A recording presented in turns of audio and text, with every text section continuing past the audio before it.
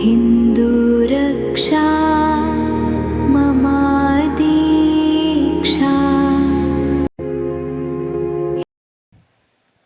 ഏറെ സമാരാധ്യരായ പറവൂർ SNDP യൂണിയൻ്റെ നേതാക്കന്മാരെ, ഇന്ന് ഇവിടെ ക്ലാസ് നയിക്കാനെത്തിയിരിക്കുന്ന വ്യവസായ ഓഫീസർ അന്നു ജീജ അവർകൾ, ഏറെ പ്രിയങ്കരായ ശാഖയുടെ പ്രധാനപ്പെട്ട ഭാരവാഹികളെ, ഏറെ പ്രിയങ്കരായ സംരംഭകത്തിന് തുടക്കം കുറിക്കാനും അവർക്ക് ഡോക്യുമെൻറ്റേഷൻ അടക്കം ചെയ്യുകയും, അതായത് പ്രൊജക്റ്റ് റിപ്പോർട്ട് അടക്കമുള്ള കാര്യങ്ങൾ ചെയ്തു തന്നുകൊണ്ട്, അതൊരു സേവനമായി ചെയ്തു തന്നുകൊണ്ട് നിങ്ങളെ സംരംഭരാകാൻ, അതിന് ലോൺ ലഭിക്കുന്നതിനുള്ള സംവിധാനം ഉണ്ടാക്കി കൊടുക്കും. അതൊന്നാമത്തെ കാര്യം. രണ്ടാമത്, നമ്മുടെ ഇവിടുത്തെ പ്രമുഖ കമ്പനികളൊക്കെ ആയി സംസാരിച്ചുകൊണ്ട് ആ പ്രമുഖ കമ്പനികളുടെ ഏജൻസികൾ, നിങ്ങൾ വലിയ മുതൽ മുടക്ക് ആദ്യം നടത്താതെ തന്നെ ആ ഏജൻസികൾ സ്വന്തമാകാനുള്ള സംവിധാനം ഉണ്ടാക്കി കൊടുക്കും. അത് പല കമ്പനികളുമായിട്ടൊക്കെ സംസാരിച്ചിട്ടുണ്ട്. ഇവിടെ 1-2 പ്രൊജക്റ്റ് ചെയ്യുന്നവരുടെ ഈ കൂട്ടത്തിൽ ഇരിപ്പുണ്ട്. അതിനുശേഷം ഈ മാഡത്തിൻ്റെ ഇതിന് ശേഷം ഇൻഡിവിജ്വൽ അറ്റൻഷനും അവരുടെ കാര്യങ്ങളെക്കുറിച്ച് നിങ്ങൾക്ക് കേൾക്കാനും അവരോട് ഇൻഡിവിജ്വലായി സംസാരിക്കാനുള്ള അവസരമുണ്ടാവും. മൂന്നാമത്, ഇവിടെ ഒരു പ്രൊജക്റ്റ് ചെയ്യാനുള്ളവർക്ക്, അവർക്ക് വ്യവസായ സംരംഭം തുടങ്ങാനുള്ള സ്ഥലമില്ലാതെയുണ്ടെങ്കിൽ ആ സ്ഥലം, ആ വ്യവസായ സംരംഭം തുടങ്ങാൻ ആവശ്യമായ സ്ഥലം അത് യൂണിയൻ കണ്ടെത്തി നിങ്ങൾക്ക് അതിന് വേണ്ടുന്ന സഹായം ചെയ്യും. അതിന് ഡൊണേഷനൊന്നും കൊടുക്കാത്ത രീതിയിൽ നിങ്ങൾക്ക് സംരംഭം തുടങ്ങാനുള്ള സംവിധാനം ഉണ്ടാക്കി തരും. അത് മൂന്നാമത്തെ കാര്യം. ഇതിനൊക്കെ അപ്പുറം നിങ്ങൾക്ക് ഇതിൻ്റെ വിദഗ്ധ പരിശീലനം ലഭിക്കുന്നതിന് വേണ്ടി കേരള ഗവൺമെൻറ്റിൻ്റെ കില അടക്കമുള്ള സ്ഥലങ്ങളിൽ, പോകാൻ നിങ്ങൾക്കൊരു ചിലവും ഇല്ലാത്ത രീതിയിൽ സംവിധാനങ്ങൾ ഉണ്ടാക്കാൻ കഴിയും. അപ്പോൾ അവിടെയൊക്കെ പോയി 5 ദിവസം നീണ്ടു നിൽക്കുന്ന ആ ക്ലാസ്സിലൊക്കെ പങ്കെടുത്ത് വരാനുള്ള സംവിധാനം ഉണ്ടാക്കി തരും. നിങ്ങൾ ഏത് പ്രൊജക്റ്റിനെ കുറിച്ചാണ്, പിന്നെ ബാക്കി കാര്യങ്ങളൊന്നും ഞാൻ പറയുന്നില്ല, ആധികാരികമായി പറയാൻ മാഡം ഉള്ളത് കൊണ്ട് ഞാൻ കൂടുതൽ കാര്യങ്ങളിലോട്ടൊന്നും തന്നെ കിടക്കുന്നില്ല.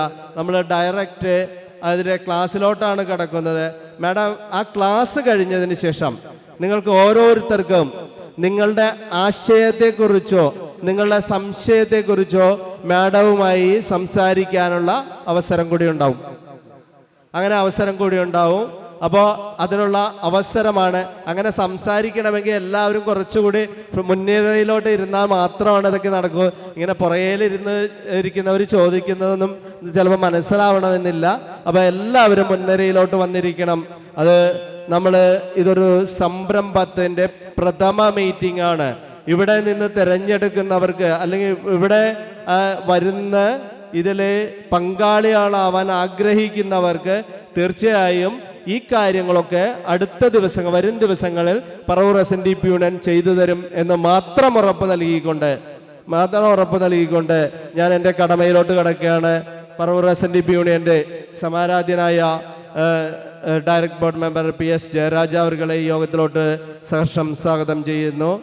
ഏറെ പ്രിയങ്കരായ ഈ യോഗം, ഈ ക്ലാസ് നയിക്കുന്ന, ഇതിൻ്റെ എല്ലാ കാര്യങ്ങളും നടത്തുന്ന അനു അവർകളെ ഈ യോഗത്തിലോട്ട് സഹർഷം സ്വാഗതം ചെയ്യുന്നു. ഏറെ പ്രിയങ്കരായ യോഗം ഡയറക്ട് ബോർഡ് മെമ്പർ ബാബു ചേട്ടനെയും കൗൺസിൽ അംഗങ്ങളായ കണ്ണൻ കൂട്ടുകാട്, ദിലീപ് അവർകൾ, ഷാജി അവർകൾ, സുഭാഷ് അവർകൾ, നാഗേഷ് അവർകൾ എന്നിവരെയും ഈ യോഗത്തിലോട്ട് സഹർഷം സ്വാഗതം ചെയ്യുന്നു. പുതിയ സംരംഭം തുടങ്ങണമെന്ന് ആഗ്രഹിച്ചും ഞാൻ ഇത് കേട്ട് മറ്റുള്ളവർക്ക് സംരംഭം തുടങ്ങാനുള്ള പ്രചോദനവും സഹായകരമാവുമെന്നും സേവന മനസ്സോടുകൂടിയും ഇവിടെ എത്തിച്ചേർന്നിരിക്കുന്ന പ്രിയപ്പെട്ട ശാഖയുടെ ഭാരവാഹികൾ, കുടുംബാംഗങ്ങൾ ഒക്കെ ഏവർക്കും പറവൂർ SNDP യൂണിയൻ്റെ പേരിൽ സ്വാഗതം ആശംസിക്കുന്നു. നന്ദി, നമസ്കാരം. ഏവർക്കും നമസ്കാരം. കുറച്ചും കൂടി പുറകിലിരിക്കുന്നവർ ഫ്രണ്ടിലേക്കൊന്ന് കയറി ഇരിക്കുമോ എല്ലാവരും? നമുക്കിതൊരു ക്ലാസ്സായിട്ട് നടത്തുന്നതിനെക്കാട്ടിലും കുറച്ചും കൂടി നമുക്കിതൊരു കോൺവെർസേഷൻ ആയിട്ട് നടത്താം. അതുകൊണ്ടാണ് ഞാൻ ഡയസിൽ നിൽക്കുന്നില്ല, താഴെ ഇറങ്ങി വന്ന് നിങ്ങളോടൊപ്പം ഒരാളായി നിന്നുകൊണ്ട് എനിക്കറിയാവുന്ന ചെറിയ ചെറിയ അറിവുകൾ നിങ്ങൾക്ക് പകർന്നു തരികയും അതോടൊപ്പം തന്നെ എനിക്കറിയാത്ത പല കാര്യങ്ങളും ഉണ്ടാവും. അത് നിങ്ങളിൽ നിന്ന് എനിക്കും പഠിക്കാം എന്നുള്ളത് കൊണ്ടാണ് നമ്മളിങ്ങനെ ഒരു സെഷൻ്റെ കാര്യം തന്നെ പറഞ്ഞപ്പോൾ സാറ് പറഞ്ഞപ്പം ഏറെ സന്തോഷത്തോടു കൂടിയാണ് ഞാൻ വരാം എന്ന് പറഞ്ഞത്. ഞാൻ ഇന്നും ഓഫീസിലായിരുന്നു, രാവിലെ ഉച്ചയ്ക്കാണ് ക്ലാസ് എന്ന് അറിഞ്ഞിട്ട് അങ്ങനെ വന്നതാണ്.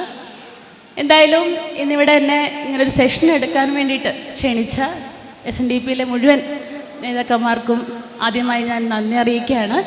നമ്മുടെ വ്യവസായ വകുപ്പുമായി ബന്ധപ്പെട്ട് ഇവിടെ നിലവിലുള്ളവർ എത്ര പേര് വ്യവസായം നടത്തുന്നവരുണ്ട് എന്നുള്ളതൊന്ന് കൈപൊക്കാമോ? ഒരു 10-ൽ താഴെയുള്ളവർ അല്ലേ? ഒരു 15-ൽ താഴെയുള്ളവരാണ് നമുക്കിപ്പം ഇവിടെ വ്യവസായം നടത്തി പോകുന്നവർ. അപ്പോൾ അതിൻ്റെ വ്യവസായവുമായി ബന്ധപ്പെട്ട് നമ്മൾ എന്തൊക്കെ നോക്കണം, ശ്രദ്ധിക്കണം എന്നുള്ള കാര്യത്തെക്കുറിച്ച് ഈ കുറച്ച് പേർക്ക് നല്ല ധാരണയുണ്ടാവും. പക്ഷേ ഇതിൽ കുറച്ച് പേർക്ക് കുറച്ച് ഐഡിയാസ് ഉണ്ടാവും. ചില ആൾക്കാർ ഒരു ഐഡിയയും ഇല്ലാതെ വന്നിട്ടുള്ളവരും ഉണ്ടാവും. വ്യവസായ വകുപ്പ് എന്ന് പറയുന്നത് 3 കാറ്റഗറി ആയിട്ട് തിരിച്ചിട്ടുണ്ട്. ഏതൊക്കെയാണെന്ന് പറയാമോ?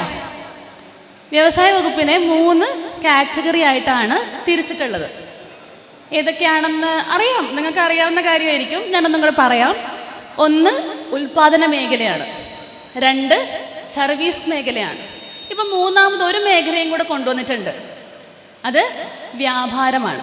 വ്യാപാരം നമുക്ക് ഈ 2 കാര്യങ്ങൾ മാത്രമേ ആദ്യം ഉണ്ടായിരുന്നുള്ളൂ. അതായത് പ്രൊഡക്ഷൻ മേഖലയും ഉൽപാദന മേഖലയും സർവീസ് മേഖലയും മാത്രമായിരുന്നു ഈ കഴിഞ്ഞ കാലഘട്ടം വരെ നമ്മുടെ വ്യവസായ വകുപ്പിൽ ഉൾപ്പെടുത്തിയിരുന്നത്. അപ്പോൾ വ്യവസായ വകുപ്പ് തനതായിട്ടുള്ള സർവേ നടത്തി നമ്മുടെ കേരളത്തിലെ വ്യവസായങ്ങളെക്കുറിച്ചും അതിൻ്റെ സസ്റ്റൈനബിലിറ്റിയെക്കുറിച്ചും എല്ലാം സർവേ നടത്തിയപ്പോൾ നമുക്ക് കാണാൻ കഴിഞ്ഞൊരു കാഴ്ച, നമുക്കിവിടെ കേരളത്തിലെ ഏറ്റവും കൂടുതലായിട്ടുള്ളത് വ്യാപാര മേഖല ഉള്ള വ്യവസായ സംരംഭങ്ങളാണ്. അതുകൊണ്ട് തന്നെ ഒരു ചെറിയ രീതിയിലെങ്കിലും ഈ വ്യാപാര മേഖലയെ സംരക്ഷിച്ചു പോകുന്നതിന് വേണ്ടിയിട്ടുള്ള നിലപാട് സ്വീകരിച്ചുകൊണ്ടാണ് ഈ ഉൽപാദന മേഖലയും സർവീസ് മേഖലയോടൊപ്പം തന്നെ നമ്മൾ വ്യാപാര മേഖല കൂടി ഇതോടൊപ്പം ഉൾപ്പെടുത്തിക്കൊണ്ട് ഒരു ചെറിയ രീതിയിലൊരു ഹാൻഡ് ഹോൾഡിംഗ് സബ്സിഡി അടക്കം നൽകിക്കൊണ്ടാണ് നമ്മുടെ ഇന്ന് വ്യവസായ വകുപ്പ് മുന്നോട്ട് പോകുന്നത്. നമുക്ക് വ്യവസായ വകുപ്പിന് ഓഫീസ് തലത്തിൽ നോക്കുമ്പം നമുക്ക് പല തട്ടുകളായിട്ടാണ് ഇതിൻ്റെ ഓഫീസ് നിങ്ങൾക്കുള്ള സേവനം നൽകുന്നത്. നമുക്കറിയാം, ആദ്യം ഞാനിപ്പം ഒരു സെൽഫ് ഇൻട്രഡക്ഷൻ്റെ ആവശ്യമില്ലാത്തതുകൊണ്ടാണ് ഞാൻ അതിനെക്കുറിച്ച് പറയാതിരുന്നത്. എൻ്റെ പേര് അനു എന്നാണ്. ഞാൻ ആലങ്ങാട് ബ്ലോക്കിലെ വ്യവസായ വികസന ഓഫീസറാണ്. ആലങ്ങാട് ബ്ലോക്ക് എന്ന് പറയുമ്പോൾ നമ്മുടെ കീഴിലുള്ള ആലങ്ങാട് ബ്ലോക്കിന് കീഴിലുള്ള 4 പഞ്ചായത്തുകളിലെ വ്യവസായ സംരംഭങ്ങളും അതോടൊപ്പം തന്നെ നമ്മുടെ ഏറ്റവും വലിയ കേരളത്തിലെ ഏറ്റവും വലിയ വ്യവസായ മേഖലയായിട്ടുള്ള എടയാറ് വ്യവസായ മേഖലയുടെ എസ്റ്റേറ്റ് ഓഫീസറും കൂടിയായിട്ടാണ് ചുമതല വഹിക്കുന്നത്. അപ്പോൾ നമുക്കറിയാം, എടയാറ് മേഖലയിലെ എസ്റ്റേറ്റ് മീൻസ് അവിടുത്തെ എസ്റ്റേറ്റുമായി ബന്ധപ്പെട്ട് 400 കമ്പനിയോളം വലിയ വലിയ കമ്പനികളാണ് അവിടെ ഉള്ളത്. പക്ഷേ മറ്റ് പഞ്ചായത്തുകൾ എടുത്തു കഴിഞ്ഞാൽ ഇവിടെ ചെറുകിട വ്യവസായങ്ങളാണ് കൂടുതലുമായിട്ടും ഉള്ളത്. അപ്പം ബ്ലോക്കിൻ്റെ സേവനം ലഭിക്കുന്നതോടൊപ്പം തന്നെ നിങ്ങൾക്ക് പഞ്ചായത്തിൽ നമ്മുടെ വ്യവസായ വകുപ്പിൻ്റെ എക്സിക്യൂട്ടീവ്സിനെ നിയമിച്ചിട്ടുണ്ട്. അതായത് ഈ എഞ്ചിനീയറിംഗ് കഴിഞ്ഞ് ഇറങ്ങിയ കുട്ടികളാണ് ഈ എക്സിക്യൂട്ടീവ്സ്. അവർ നമ്മൾ ഓരോരുത്തരുടെയും പഞ്ചായത്ത് തലത്തിലുള്ള ഓരോരുത്തർക്കും സേവനം നൽകുന്നതിന് വേണ്ടിയിട്ടും ഈ പറയുന്ന പോലെ ഒരു വ്യവസായ സംരംഭം തുടങ്ങുന്നതിന് അതിൻ്റെ ഡോക്യുമെൻറ്റേഷൻ അതിനെല്ലാം ഫീൽഡ് ലെവൽ നിങ്ങളോടൊപ്പം ബാങ്കിലടക്കം വന്ന് സംസാരിക്കുന്നതിന് വേണ്ടിയിട്ടുമാണ് ഈ എക്സിക്യൂട്ടീവ്സിനെ നിയമിച്ചിട്ടുള്ളത്. അപ്പോൾ നമ്മുടെ ആദ്യത്തെ സ്റ്റേജ് ഏതാണ്? പഞ്ചായത്തിലെ എക്സിക്യൂട്ടീവ്സ്. അവരിൽ നിന്നും നമ്മൾ നേരെ ആപ്ലിക്കേഷൻ എവിടെ വരും? ബ്ലോക്ക് തലത്തിൽ വരും. ബ്ലോക്ക് തലത്തിൽ വ്യവസായ വികസന ഓഫീസർ എന്നുള്ള രീതിയിൽ എൻ്റെ അടുത്താണ് അപേക്ഷ എത്തുന്നത്. അതിനുശേഷം ഏതാണ് ഓഫീസ്? താലൂക്ക് വ്യവസായ ഓഫീസ്. അതെവിടെയാണ്? പറവൂർ താലൂക്കിലാണ്. അതായത് മിനി സിവിൽ സ്റ്റേഷനിൽ 2ാമത്തെ നിലയിലുള്ള പറവൂർ താലൂക്ക് വ്യവസായ ഓഫീസിലാണ് താലൂക്കിലെ ഹെഡ് ഓഫ് ദ ഓഫീസ് ഇരിക്കുന്നത്. ഇനി അവിടെ നിന്ന് നമുക്ക് സേവനം അടുത്ത തലത്തിലേക്ക് വേണമെങ്കിൽ എവിടെയാണ് നമ്മൾ പോകേണ്ടത്? ജില്ലാ വ്യവസായ കേന്ദ്രമുണ്ട്. ജില്ലയിലെ വ്യവസായ കേന്ദ്രം ആയിട്ട് വർക്ക് ചെയ്യുന്ന കാക്കനാടുള്ള ജില്ലാ വ്യവസായ കേന്ദ്രത്തിൽ ഇവിടുത്തെ ഹെഡ് ഓഫ് ദ ഡിസ്ട്രിക്റ്റ് അടക്കം ജില്ലാ മേധാവി അടക്കം അവിടെ ജനറൽ മാനേജറാണ് അവിടുത്തെ ഹെഡ്. ഇതാണ് ഞങ്ങളുടെ പ്രവർത്തന മേഖലകൾ. അതായത് പഞ്ചായത്ത് തലത്തിലുണ്ട്, ബ്ലോക്ക് തലത്തിലുണ്ട്, താലൂക്ക് തലത്തിലുണ്ട്, ജില്ലാ തലത്തിലുണ്ട്. ഞാൻ ഈ കാര്യം പറയുന്നത് എന്തുകൊണ്ടാണെന്നറിയാമോ? നമുക്കിപ്പം ഫീൽഡ് ലെവൽ നമ്മുടെ പഞ്ചായത്തിൽ നിന്ന് നമുക്കൊരു സേവനം കിട്ടിയില്ല. അപ്പോൾ നമ്മൾ എവിടെ പോകും? തൊട്ടടുത്തേൽ പോകണം. ഇനി എൻ്റെ ഭാഗത്തൊന്നും കിട്ടിയില്ല, അപ്പോൾ എവിടെ പോകണം? താലൂക്കിൽ പോകണം. ഇനി താലൂക്കൊന്നും കിട്ടിയില്ല, എവിടെ പോകണം? ജില്ലാ ഓഫീസിൽ പോകണം അല്ലേ? ഇത് എത്ര പേർക്ക് അറിയാം അങ്ങനെ പോകണം എന്നുള്ളത്? ഇങ്ങനെ ഓഫീസുകൾ ഉണ്ടെന്ന് പോലും അറിയാത്തവരുണ്ട്. അതുകൊണ്ടാണ് ഞാനത് കൃത്യമായിട്ട് പറഞ്ഞത്. ഇനി ഒരു വ്യവസായം തുടങ്ങുന്നതുമായി ബന്ധപ്പെട്ട് ഞാനിപ്പോൾ പറഞ്ഞതുപോലെ 3 കാറ്റഗറി ആയിട്ട് വ്യവസായത്തെ തിരിച്ചിട്ടുണ്ട്. ഉൽപ്പാദന മേഖല, സർവീസ് മേഖല, വ്യാപാര മേഖല. ഉൽപ്പാദന മേഖല ഇപ്പോൾ നമുക്കറിയാം, ലൈസൻസുകളുമായി ബന്ധപ്പെട്ടാണ് നമ്മൾ ഏറ്റവും അധികം ബുദ്ധിമുട്ടുകൾ നേരിടുന്നത്. അപ്പോൾ അതിൻ്റെ കാര്യങ്ങളിലേക്കൊക്കെ ഞാൻ കടക്കാം. അതിനു മുമ്പ് ഒരു വ്യവസായം നടത്തിക്കൊണ്ട് പോകുന്നത് വീട്ടിലെ ഒരു കുഞ്ഞു കുട്ടിയെ നമ്മൾ പരിപാലിക്കുന്നത് എങ്ങനെയാണോ അതേപോലെ നമ്മൾ കൊണ്ട് നടക്കണം. അതിൽ യാതൊരു കോംപ്രമൈസും ഇല്ല. ഞാൻ പറഞ്ഞ ഏറ്റവും എളുപ്പത്തിൽ ചെയ്യാൻ പറ്റുന്ന കാര്യമാണ് ഒരു വ്യവസായ സംരംഭം തുടങ്ങുക എന്നുള്ളത്. പക്ഷെ അത് നടത്തിക്കൊണ്ട് പോവുക എന്ന് പറയുന്നത് അത്രയും എളുപ്പമല്ല. പക്ഷേ നമ്മൾ ആലോചിക്കേണ്ട ഒരു കാര്യമുണ്ട്. വ്യവസായ സംരംഭം തുടങ്ങുമ്പം എന്താണ് അതിന് ഏറ്റവും വലിയൊരു നേട്ടം? എന്താണെന്ന് വെച്ചാൽ, ഒരു വ്യവസായ സംരംഭത്തിലൂടെ എനിക്ക് എൻ്റേതായിട്ടുള്ള ഒരു സ്വയം തൊഴിൽ ഉണ്ടാക്കാൻ പറ്റും അല്ലേ? ഞാനൊരു വ്യവസായ സംരംഭം തുടങ്ങുവാണെങ്കിൽ എനിക്ക് എൻ്റേതായിട്ടുള്ളൊരു വ്യവസായ സംരംഭം തുടങ്ങാൻ സാധിക്കും. എനിക്കൊരു ഏണിങ്സാണ്, എനിക്കൊരു വരുമാന മാർഗമാണ്. അതോടൊപ്പം തന്നെ എൻ്റെ വ്യവസായത്തിൽ എന്നോടൊപ്പം ചേർന്ന് നിന്ന് പ്രവർത്തിക്കുന്ന കുറേ പേരുടെ കുടുംബത്തിലേക്ക് നമുക്ക് അന്നദാതാവാനും സാധിക്കും, വരുമാന മാർഗമാകാനും സാധിക്കും. അതുതന്നെയാണ് ഏറ്റവും വലിയ കാര്യം എന്ന് പറയുന്നത്.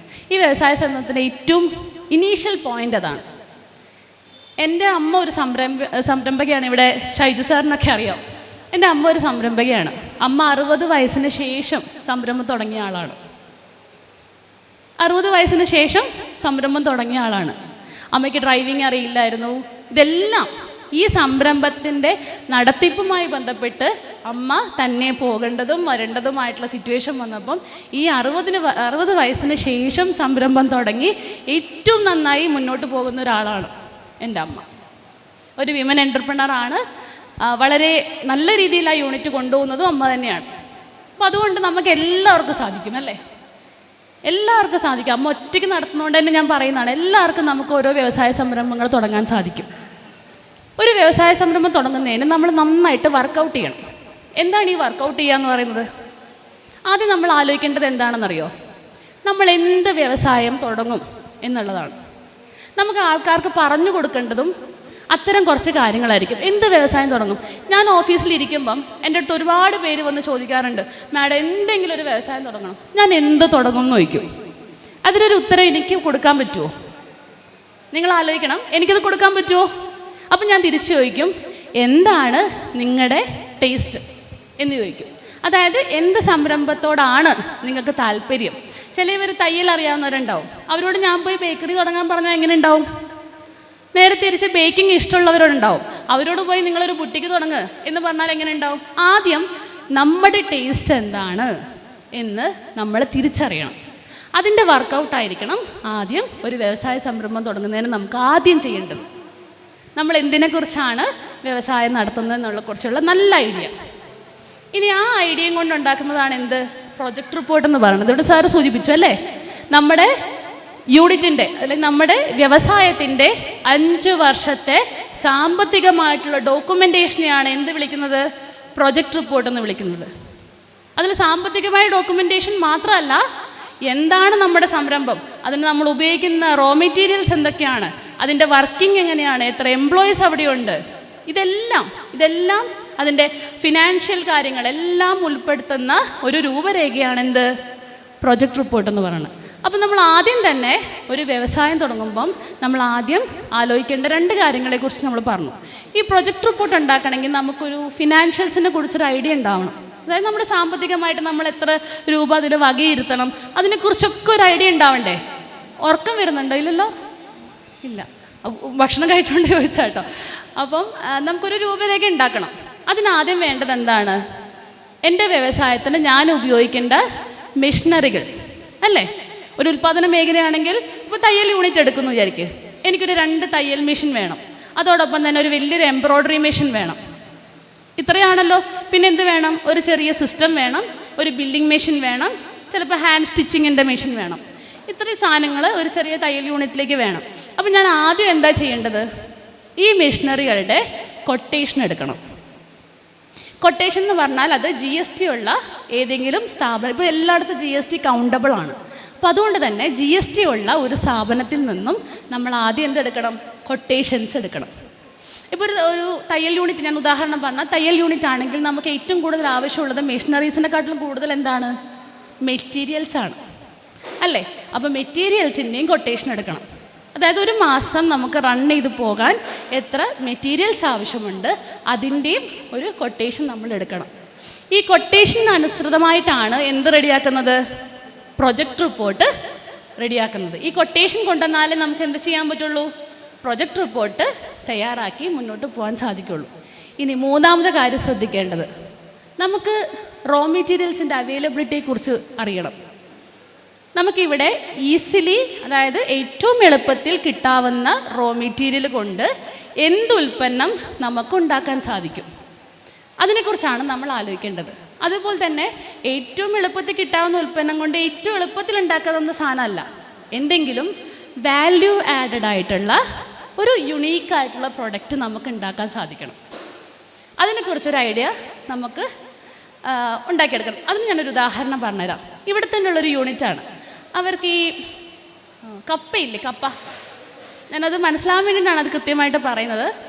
കപ്പ ഉണക്കി പൊടിച്ച് അതിങ്ങനെ ചെറിയ ചെറിയ ചെറിയ ബോൾസ് ആക്കും. ചെറിയ ബോൾസ് ആക്കിയിട്ട് അത് എക്സ്പോർട്ട് ചെയ്യുന്നൊരു യൂണിറ്റ് നമ്മുടെ ആലങ്ങാട് തന്നെ ഉണ്ട്. അത് എക്സ്പോർട്ട് ചെയ്യാണ്. അപ്പോൾ നമ്മൾ ആലോചിക്കും എന്തിനാണ് അതിങ്ങനെ, എന്താണ് അതുകൊണ്ടുള്ള ഉപകാരം എന്ന് വിചാരിക്കും. ഈ പുറം രാജ്യങ്ങളിൽ ഷെയ്ക്കൊക്കെ ഇല്ലേ, നമ്മൾ കുടിക്കുന്ന ഷെയ്ക്ക്, അതുപോലെ ഡ്രിങ്ക്സ് ഒക്കെ ഇല്ലേ, അതിനകത്ത് ഇതിട്ട് ആഡ് ചെയ്യുന്നത് ടേസ്റ്റ് മേക്കറായിട്ട് ഉപയോഗിക്കുന്നുണ്ട്. അഡീഷണൽ ടേസ്റ്റ് മേക്കറായിട്ട് ഉപയോഗിക്കുന്നുണ്ട്. ഈ ഐഡിയ അവരുടെ ഉള്ളിൽ നിന്ന് എവിടെ നിന്നായിരിക്കും വന്നിട്ടുണ്ടാവുക? Through references. നമുക്കിപ്പോൾ ഏറ്റവും കൂടുതൽ കിട്ടുന്ന ഒരു ഉപകാരം എന്താണെന്നറിയോ? നമ്മുടെ ഈ കയ്യിലെ ഫോണിൽ നമുക്ക് ഒരുപാട് ഇൻഫർമേഷൻസ് കിട്ടും. ഇപ്പോൾ എയും കൂടി ആയി, ChatGPT ആയി, എല്ലാവരും ChatGPTയിൽ ജീവിക്കുന്നവരാണല്ലേ. നമ്മുടെ വീട്ടിലെ കുട്ടികളൊക്കെ ഫുൾ, ഞാനടക്കം എന്ത് കാര്യം ഉണ്ടല്ലോ ഫസ്റ്റ് ആരോടാ ചോദിക്കപ്പം? ChatGPTയോടാ ചോദിക്കുക. അപ്പം നമുക്ക് ഒരുപാട് റെഫർ ചെയ്യാം. എന്താണ് നമുക്ക് നമ്മുടെ റോ മെറ്റീരിയൽസ് കൊണ്ട് ഉണ്ടാക്കാൻ പറ്റുന്ന ഡിഫറെൻ്റ് ആയിട്ടുള്ള പ്രൊഡക്റ്റ്, അത് നമ്മുടെ നാട്ടിൽ കൊണ്ടുവരാൻ സാധിക്കുമോ എന്നുള്ള ക്ലീൻ ആൻഡ് ക്ലിയർ ആയിട്ടുള്ള ഒരു ഐഡിയ നമുക്കാദ്യം ഉണ്ടായിരിക്കണം. ഇതെല്ലാം ഞാൻ ബേസിക്സ് ആണ് കേട്ടോ പറയുന്നത്. ഒരു വ്യവസായം തുടങ്ങുന്നതിനെ കുറിച്ച് ആലോചിക്കുമ്പോൾ തന്നെ നമ്മുടെ മുമ്പിൽ വരേണ്ട കുറേ കാര്യങ്ങളുണ്ട്. അതിനെക്കുറിച്ചാണ് ഞാൻ പറയുന്നത്. അപ്പം റോ മെറ്റീരിയൽസിനെ കുറിച്ച് ആദ്യം അറിഞ്ഞിരിക്കണം, അതിൽ നിന്നുണ്ടാക്കുന്ന പ്രൊഡക്റ്റിനെ കുറിച്ച് അറിഞ്ഞിരിക്കണം, പ്രൊഡക്റ്റിൻ്റെ വൈവിധ്യീകരണം, നമുക്ക് ഡിഫറെൻ്റ് ആയിട്ടുള്ള വാല്യൂ ആഡഡ് ആയിട്ടുള്ള പ്രൊഡക്റ്റ് എങ്ങനെ ഉണ്ടാക്കാൻ പറ്റും എന്നതിനെക്കുറിച്ചും നമുക്ക് അറിഞ്ഞിരിക്കണം. പിന്നെന്താണ്, അപ്പോൾ നമ്മുടെ പ്രൊഡക്റ്റ് വരെ കിട്ടി അല്ലേ? ഈ പ്രൊഡക്റ്റ് നമ്മളെവിടെ വിൽപ്പന നടത്തും? നമ്മൾ ആദ്യം അന്വേഷിച്ചത് എന്താണ്? റോ മെറ്റീരിയൽ എവിടെ നിന്ന് കിട്ടുന്നത് അല്ലേ? അതോടൊപ്പം തന്നെ അന്വേഷിക്കേണ്ടത് എന്താണ്? നമ്മുടെ വിൽപ്പന, നമ്മുടെ പ്രൊഡക്റ്റ് നമ്മളെവിടെ വിൽപ്പന നടത്തും എന്നുള്ളതും കൂടി നമ്മൾ അന്വേഷിച്ച് മനസ്സിലാക്കേണ്ടിയിരിക്കുന്നു. ഒരു ഉണ്ണിയപ്പം ഉണ്ടാക്കുന്ന ഒരു ചേച്ചി, ഉദാഹരണം പറയാം അല്ലേ. ഒരു ഉണ്ണിയപ്പം ഉണ്ടാക്കുന്ന ചേച്ചി ഉണ്ണിയപ്പം ഉണ്ടാക്കുന്നതിൻ്റെ റോ മെറ്റീരിയൽസിനെ കുറിച്ച് തിരക്കും. ഉണ്ണിയപ്പമൊക്കെ ആയിക്കഴിയുമ്പം, പാക്കറ്റ് ആയിക്കഴിഞ്ഞിട്ട് ചേച്ചി എന്താ തിരക്കുക? എൻ്റെ വീടിനടുത്തുള്ള 10 സൂപ്പർ മാർക്കറ്റ് നോക്കും അല്ലേ. അല്ലെങ്കിൽ ചേച്ചി ഒരു വണ്ടിയിൽ വെച്ചിട്ട് കൊടുക്കാൻ പറ്റുമോ നോക്കും അല്ലേ. അതാണ് മാർക്കറ്റ് ഐഡൻറ്റിഫിക്കേഷൻ എന്ന് പറയുന്നത്. ആ മാർക്കറ്റ് ഐഡൻറ്റിഫിക്കേഷൻ നമുക്ക് ചെയ്യണം. ഇപ്പം കോവിഡിന് ശേഷം നമുക്കറിയാം, നമുക്ക് ഏറ്റവും കിട്ടിയൊരു ഉപകാരം എന്താണ്? ഓൺലൈൻ മാർക്കറ്റിംഗ് ഭയങ്കര ഹൈപ്പായിട്ട് പോകുന്നുണ്ട്. ഓൺലൈൻ മാർക്കറ്റിംഗ് എന്ന് പറയുമ്പം അറിയാം നമുക്കല്ലേ, ഫ്ലിപ്കാർട്ട്, ആമസോൺ, അങ്ങനെയുള്ള നിരവധിയായിട്ടുള്ള ഓൺലൈൻ പ്ലാറ്റ്ഫോംസ് ഉണ്ട്. ഇനി ഗവൺമെൻറ് തലത്തിൽ പോലും നമുക്കൊരു കോമൺ പ്ലാറ്റ്ഫോം ഉണ്ടാക്കുന്നതിൻ്റെ പ്രാഥമിക സ്റ്റേജൊക്കെ കഴിഞ്ഞു. അതായത് ഗവൺമെൻറ് തലത്തിൽ ഒരു ഫ്ലിപ്കാർട്ട് പോലൊരു പ്ലാറ്റ്ഫോം ഉണ്ടാക്കുന്നുണ്ട്. അപ്പം നമ്മുടെ ഇപ്പോൾ കരുമാലൂർ എന്ന പഞ്ചായത്താണെങ്കിൽ കരുമാലൂർ പഞ്ചായത്തിൽ വെറൈറ്റി ആയിട്ടുള്ള പ്രൊഡക്റ്റ് ഉണ്ടാക്കുന്നവരെ ഐഡൻറ്റിഫൈ ചെയ്ത് നമുക്ക് അവരെ ആ പ്ലാറ്റ്ഫോമിലേക്ക് ഉൾപ്പെടുത്താൻ പറ്റും. അപ്പം ഇന്ത്യയിലുള്ള മുഴുവൻ ബയേഴ്സ് ആൻഡ് സെല്ലേഴ്സിനെ നമുക്ക് ഓൺലൈൻ പ്ലാറ്റ്ഫോമിൽ കാണാനും മീറ്റ് ചെയ്യാനും നമ്മുടെ പ്രൊഡക്റ്റിനെ നമുക്ക് സെയിൽ ചെയ്യാനും നമുക്ക് റോ മെറ്റീരിയൽ കളക്ട് ചെയ്യാനൊക്കെ സാധിക്കുന്നൊരു പ്ലാറ്റ്ഫോമും നമ്മൾ റെഡിയാക്കുന്നുണ്ട്. അപ്പോൾ ഇത്രയും കാര്യങ്ങളെക്കുറിച്ച് പഠിച്ചു അല്ലേ. നമ്മൾ സാമ്പത്തികത്തിനെക്കുറിച്ച് പറഞ്ഞു, അതിനുശേഷം നമ്മുടെ റോ മെറ്റീരിയൽസ്, പ്രൊഡക്റ്റ്, വിൽപ്പന, ഇവരും എത്തി അല്ലേ. നമ്മൾ ഇതിനെക്കുറിച്ചുള്ള ലാസ്റ്റ് ഒരു കാര്യം കൂടെ നമ്മൾ മനസ്സിലാക്കിയിരിക്കണം. ഒരാഴ്ച എടുക്കുക, അല്ലെങ്കിൽ ഒരു മാസം എടുക്കുക. ഒരു മാസം നമ്മുടെ സംരംഭത്തിൻ്റെ വരുമാനവും ചെലവിനെക്കുറിച്ചും നമ്മൾ അറിഞ്ഞിരിക്കണം. ഈ കാര്യം കൂടെ നമ്മൾ കൃത്യമായി പഠിച്ചിരിക്കണം. എന്താണ് വരുമാനം എന്ന് പറയുന്നത്? നമുക്ക് വരുമാനം ഉണ്ടാക്കണമെങ്കിൽ യൂണിറ്റ് 1 ഒരു 3 മാസം മുതൽ 6 മാസം വരെയൊക്കെ ഒന്ന് റെഡിയായി വർക്ക് ചെയ്ത് കഴിഞ്ഞാലേ നമുക്ക് വരുമാനം എന്ന് പറയാൻ പറ്റുള്ളൂ. അപ്പം നമ്മൾ ഓട്ടോമാറ്റിക്കലി ഡിപ്പെൻഡ് ചെയ്യുന്ന എന്തിനെയായിരിക്കും? ബാങ്ക് ലോണിനെ ആയിരിക്കും, അല്ലേ? അല്ലെങ്കിൽ നമ്മുടെ കയ്യിൽ നിന്ന് എടുത്ത് വെച്ച പൈസയായിരിക്കും നമ്മുടെ ഇൻകം ആയിട്ട് കരുതുക. അതിൽ നിന്നും നമ്മുടെ ചിലവെല്ലാം കിഴിച്ച് ഒരാഴ്ചത്തെ ഒരു റേഷ്യോ എടുക്കുക. നമുക്ക് പ്രോഫിറ്റ് ആണോ ലോസ് ആണോ ഇനി ബാലൻസിങ് ആണോ എന്ന് നോക്കുക. അതിന് എപ്പോഴും ഒരു 6 മാസം വരെ ബാലൻസിങ് സ്റ്റേജിൽ നിലനിർത്താൻ സാധിക്കുമോ എന്നുള്ളതും കൂടി നമ്മൾ പഠിക്കേണ്ടതുണ്ട്. ആദ്യത്തെ മാസം തന്നെ നമുക്ക് പ്രോഫിറ്റിലേക്ക് ജമ്പ് ചെയ്യാൻ പറ്റില്ല, അല്ലേ? അപ്പം ബാലൻസിങ് സ്റ്റേജിൽ നമുക്കിത് കൊണ്ടുപോകാൻ സാധിക്കുമോ? ഈ 4 കാര്യത്തെക്കുറിച്ച് നല്ല ഐഡിയ നമുക്ക് ഉണ്ടായിരിക്കണം. ഇനി നമ്മൾ ഇൻവെസ്റ്റ്മെൻറ്റിനെ കുറിച്ചാണ് പഠിക്കുന്നത്. ഇൻവെസ്റ്റ്മെൻറ്റ് എന്താണ്? അതായത് നമ്മൾ ബാങ്കിൽ പോയി നമുക്ക് 2 രീതിയിൽ നമുക്ക് ഇൻവെസ്റ്റ്മെൻറ്റ് എടുക്കാം. ഒന്ന്, എൻ്റെ കയ്യിൽ നിന്നുള്ള പൈസ ഇടാം. എൻ്റെ കയ്യിൽ പൈസ ഉണ്ട്, ഒരു 10 ലക്ഷം രൂപയുണ്ട്, ഞാനത് ഇൻവെസ്റ്റ് ചെയ്യുന്നു. ഇനി എൻ്റെ കയ്യിൽ പൈസ ഇല്ല, നമ്മൾ ആരെ ഡിപ്പെൻഡ് ചെയ്യും? ബാങ്കിനെ ഡിപ്പെൻഡ് ചെയ്യും. ബാങ്കിൽ പോയി നമ്മൾ ആദ്യം കണ്ട് സംസാരിക്കുന്ന ആരോടാണ്? മാനേജറോടാണ്, അല്ലേ? വേറെ ആരോടും നമ്മൾ സംസാരിക്കില്ല, മാനേജറോടാണ് നമ്മൾ സംസാരിക്കേണ്ടത്. മാനേജർ എന്തിനാണ് മാനേജറോട് ഇരിക്കുന്നത്? അവരുടെ കയ്യിലുള്ള പൈസ നമുക്ക് കടം തരാനിരിക്കുന്നവരാണല്ലേ? അപ്പോൾ കടം തരാനിരിക്കുന്നവരല്ലേ? ആണ്. അപ്പോൾ ഈ കടം തരാൻ ആ കടം ചോദിക്കാനാണ് നമ്മൾ പോകുന്നത്. അപ്പോൾ ഞാനിപ്പോൾ ബാങ്കറാണെന്ന് കരുത്, എൻ്റെ ഫ്രണ്ടിൽ വന്നൊരാൾ എനിക്കിങ്ങനെ ഒരു പ്രൊജക്റ്റ് ഉണ്ട് ചെയ്യണം എന്ന് പറഞ്ഞാൽ ഞാൻ ആദ്യം അന്വേഷിക്കുന്നത് എന്തായിരിക്കും? ആ പ്രൊജക്റ്റിൻ്റെ ജെനുവിനിറ്റിയെക്കുറിച്ച് ആദ്യം തിരക്കും. അതായത് ഒരു നല്ല പ്രൊജക്റ്റാണോ, മുന്നോട്ട് പോകുന്ന പ്രൊജക്റ്റാണോ എന്ന്. രണ്ടാമത് എന്തായിരിക്കും ആലോചിക്കുക? ഞാൻ കൊടുത്ത പൈസ തിരിച്ചെനിക്ക് കിട്ടുമോ എന്ന്, അല്ലേ? ഇത് രണ്ടും ബേസിക്സ് ആണ്. നമ്മൾ ആര് കടം കൊടുത്താലും നമ്മൾ ആലോചിക്കുന്ന കാര്യമാണ്. ഈ 2 കാര്യമായിരിക്കും ഒരു ബാങ്കർ എന്നുള്ള രീതിയിൽ അവിടുത്തെ മാനേജർ നോക്കുക. ഈ 2 കാര്യം നമ്മൾ ശ്രദ്ധിച്ച് തന്നെ മുന്നോട്ട് പോകണം. ഒരു ബാങ്കിൽ പോകുമ്പം നമ്മുടെ പ്രൊജക്റ്റിനെ കുറിച്ച് ഇപ്പം നമ്മൾ കുറേ കാര്യങ്ങൾ പഠിച്ചില്ലേ ഒരു പ്രൊജക്റ്റിനെ കുറിച്ച്. ആ പ്രൊജക്റ്റ് കൃത്യമായിട്ട് ബാങ്കിൽ കോൺഫിഡൻ്റ് ആയിട്ട് അവതരിപ്പിക്കാൻ നമുക്ക് പറ്റണം. അതിനെന്താ വേണ്ടേ? നമ്മൾ പഠിച്ചിരിക്കണം. നമ്മുടെ പ്രൊജക്റ്റ് എന്താണ് നമ്മൾ കൃത്യമായി പഠിച്ചിരിക്കണം. അവിടെ ചെല്ലുമ്പോൾ ബാങ്കർ എന്ത് ചോദിക്കും? നിങ്ങൾക്ക് എത്ര മെഷീനറി വേണം, എത്ര രൂപയുടെ മെഷീനറി വേണം? ഒരു നല്ല അങ്ങനെ ഭയങ്കര കംഫർട്ടബിളായിട്ടൊരു സമീപനം ചിലപ്പോൾ ചില ബാങ്കിൽ നിന്ന് ഉണ്ടായിന്ന് വരില്ല. അപ്പം നമ്മൾ എന്ത് ചെയ്യണം? ആദ്യം ചോദിക്കുന്നത് എന്തായിരിക്കും? നിങ്ങൾക്ക് എത്ര വേണം, മെഷീനറിക്ക് എത്ര പൈസയാവും? അപ്പോൾ നമ്മൾ പറയാണ് 5 ലക്ഷം രൂപ കൊട്ടേഷൻ ഉണ്ട് മാഡം, ഇതാ ശരി. ഇനി വർക്കിംഗ് ക്യാപിറ്റൽ നിങ്ങൾക്ക് എത്ര വേണം? 2.5 ലക്ഷം രൂപ വേണം, ഇതാ അതിൻ്റെ സ്പ്ലിറ്റപ്പ് ഇവിടെ ഉണ്ട്, അതും തന്നു. നമ്മുടെ ഇലക്ട്രിഫിക്കേഷൻ എത്ര വേണം? ഇതാ ഇത്ര രൂപ വേണം, അതിൻ്റെ കൊട്ടേഷൻ എന്താ എന്ന് പറയുമ്പം പിന്നെ അവർക്ക് എന്തെങ്കിലും പറഞ്ഞ് ഒബ്ജക്റ്റ് ചെയ്യാൻ പറ്റുമോ? അപ്പോൾ അവരാദ്യം നോക്കുന്നത് എന്തായിരിക്കും? സിബിൽ സ്കോർ നോക്കും. ഇപ്പോൾ ഒരു സംവിധാനം വന്നിട്ടുണ്ടല്ലേ, സിബിൽ സ്കോർ നോക്കും. സിബിൽ സ്കോർ ഒരു 700-ന് മുകളിലുള്ള സിബിൽ സ്കോർ ഉള്ള എല്ലാവർക്കും സാധാരണമായിട്ടുള്ള ബിസിനസ് ലോൺ എല്ലാം തരും. അത് ഇതുവരെ ഒബ്ജക്റ്റ് ചെയ്തിട്ടില്ല, തരും. ഇപ്പോൾ സിബിൽ സ്കോർ നോക്കി അവിടെയും നമ്മൾ ഓക്കെയാണ്. അപ്പം അവർ പറയും എന്ത്? വന്ന് ഫീൽഡ് വിസിറ്റ് നടത്തട്ടെ എന്ന് പറയും. അതിനുശേഷമായിരിക്കും ബാങ്ക് ലോൺ പാസ്സാക്കുന്നത്. ഈ പ്രക്രിയകളൊക്കെ നടക്കുമ്പം നിങ്ങളോടൊപ്പം ആരുണ്ടാവും? വ്യവസായ വകുപ്പിൻ്റെ സപ്പോർട്ടിംഗ് എക്സിക്യൂട്ടീവ്സ് ഉണ്ടാവും ഈ കാര്യങ്ങളൊക്കെ നടത്താൻ. നിങ്ങളോടൊപ്പം ബാങ്കിൽ പോകാൻ, ഈ പ്രൊജക്റ്റിനെ കുറിച്ച് സംസാരിക്കാൻ. ഇനി നിങ്ങൾ തന്നെയാണ് പോയതെങ്കിൽ ആ ബാങ്ക് മാനേജറിനെ പിന്നീടാണെങ്കിലും പോയി അവർ കണ്ട് സംസാരിച്ച് ലോൺ പാസ്സാക്കുന്ന കാര്യങ്ങളൊക്കെ നമ്മൾ ചെയ്യും. ഇതാണ് ഒരു ബേസിക്കായിട്ട് ഒരു സംരംഭം തുടങ്ങുന്നതുമായി ബന്ധപ്പെട്ട് നമുക്കുണ്ടാവേണ്ട കാര്യങ്ങൾ. പിന്നെ ഞാനൊരു കാര്യം കൂടെ പറയാം. ഈ പഞ്ചായത്ത് തലത്തിലും ബ്ലോക്ക് തലത്തിലൊക്കെ നമ്മൾ ഓരോ ശില്പശാലകളെല്ലാം നടത്താറുണ്ട്. നിങ്ങൾ കേട്ടിട്ടുണ്ടാവും, കാണാറൊക്കെ ഉണ്ടാവും, പോസ്റ്റേഴ്സൊക്കെ കാണാറുണ്ടാവും. അപ്പോൾ അതിൽ കൃത്യമായിട്ട് ഓരോ വിഷയങ്ങൾ, അതായത് മാർക്കറ്റിംഗ് എന്നൊരു വിഷയമായിരിക്കും, അല്ലെങ്കിൽ ട്രേഡ്, അങ്ങനെ ഓരോ വിഷയങ്ങളെ ആസ്പദമാക്കി നമ്മൾ പ്രൊഫഷണൽസിനെ കൊണ്ട് ക്ലാസ് എടുപ്പിച്ച് തരാറുണ്ട്. അതിൽ എത്ര പേര് ഇവിടെ അറ്റൻഡ് ചെയ്തിട്ടുണ്ടെന്ന് എനിക്കറിയില്ല. അങ്ങനെ കൃത്യമായിട്ട് 6 മാസം കൂടുമ്പം പഞ്ചായത്ത് തലത്തിലും ബ്ലോക്ക് തലത്തിലും ഇങ്ങനെ എക്സ്പേർട്സിനെ വിളിച്ചിരുത്തി നമ്മൾ എന്ത് ചെയ്യും? ക്ലാസ്സുകൾ നിങ്ങൾക്ക് നൽകും. ആ ക്ലാസ് ഇവിടെ ഒരു ചേച്ചി ഇപ്പം നേരത്തെ സംസാരിച്ചപ്പോൾ എന്നോട് പറഞ്ഞു, അത് 6 മാസം കൂടുമ്പോൾ ക്ലാസ് കേൾക്കും, ഞാനങ്ങ് പോകുമെന്ന് പറയും. അങ്ങനെയല്ല, ആ ക്ലാസ് എന്തിനാണ്? ഒരു പ്രൊഫഷൻ എന്ന് പറഞ്ഞാൽ ഒരു 10,000 രൂപയോളം നമ്മൾ കൊടുത്തിട്ട്, സർക്കാർ കൊടുത്തിട്ടാണ് അവരെ വിളിച്ചുകൊണ്ട് വന്ന് നിങ്ങളുടെ സേവനത്തിന് വേണ്ടി ഫ്രീ ആയിട്ട് കൊണ്ടുവന്നിരുത്തുന്നത്. അപ്പോൾ അവർ പറഞ്ഞു തരുന്ന കാര്യങ്ങളെ നമുക്ക് എങ്ങനെ ഇംപ്ലിമെൻറ്റ് ചെയ്യാൻ പറ്റും, കേട്ടിട്ട് പോകുന്നതല്ല, ഇംപ്ലിമെൻറ്റ് ചെയ്യാൻ പറ്റും എന്നതിനെക്കുറിച്ച് നമ്മൾ ആലോചിക്കേണ്ടതുണ്ട്. ഇതാണ് കൃത്യമായിട്ട് പറഞ്ഞാൽ ഒരു സംരംഭം തുടങ്ങുന്നതിൻ്റെ ഒരു കാര്യങ്ങളെന്ന് പറയുന്നത്. ഇപ്പോൾ ഇവിടെ സാർ സൂചിപ്പിക്കേണ്ടത്, നമുക്കറിയാം, നമുക്കിവിടെ പൊൻകതിർ അല്ലേ, എന്ത് വലിയ ബ്രാൻഡാണ്. എങ്ങനെയാണ് ആ ബ്രാൻഡിലേക്ക് അവരെത്തിയത്? ആദ്യം തന്നെ വലിയ ബ്രാൻഡായിട്ടാണോ എത്തിയത്? അല്ല, ചെറുതായിട്ട് ആ വ്യവസായം ആരംഭിച്ച്, എനിക്ക് തോന്നുന്നു ഒരു ഇനീഷ്യൽ സ്റ്റേജിൽ ഞാനിവിടെ പറവൂരുണ്ട്. അപ്പം അദ്ദേഹവുമായി ബന്ധപ്പെട്ട് അതിൻ്റെ വർക്കിങ്ങുമായി ബന്ധപ്പെട്ടെല്ലാം ഞാൻ നിന്നിട്ടുള്ള ആളുമാണ്. അപ്പം ഇനീഷ്യലി അത് തുടങ്ങി, പിന്നീട് അതിൻ്റെ മാർക്കറ്റിങ്, ക്വാളിറ്റി, ഇതെല്ലാം അതിനകത്ത് ബാധകമാണ്. ഇവിടെ നമ്മൾ നോക്കേണ്ടത്, ഒരു പ്രൊഡക്റ്റ് മാർക്കറ്റിലേക്ക് ഇറങ്ങുമ്പോൾ നമ്മൾ ക്വാളിറ്റിയുടെ കാര്യത്തിൽ ഒരു കോംപ്രമൈസും ചെയ്യാൻ പാടില്ല. ഇപ്പം എൻ്റെ അമ്മ ഒരു വ്യവസായിയാണെന്ന് പറഞ്ഞല്ലോ. അമ്മ, ഞങ്ങൾ വയനാട് ബേസ്ഡാണ്, എൻ്റെ വീട് ആക്ച്വലി വയനാടാണ്.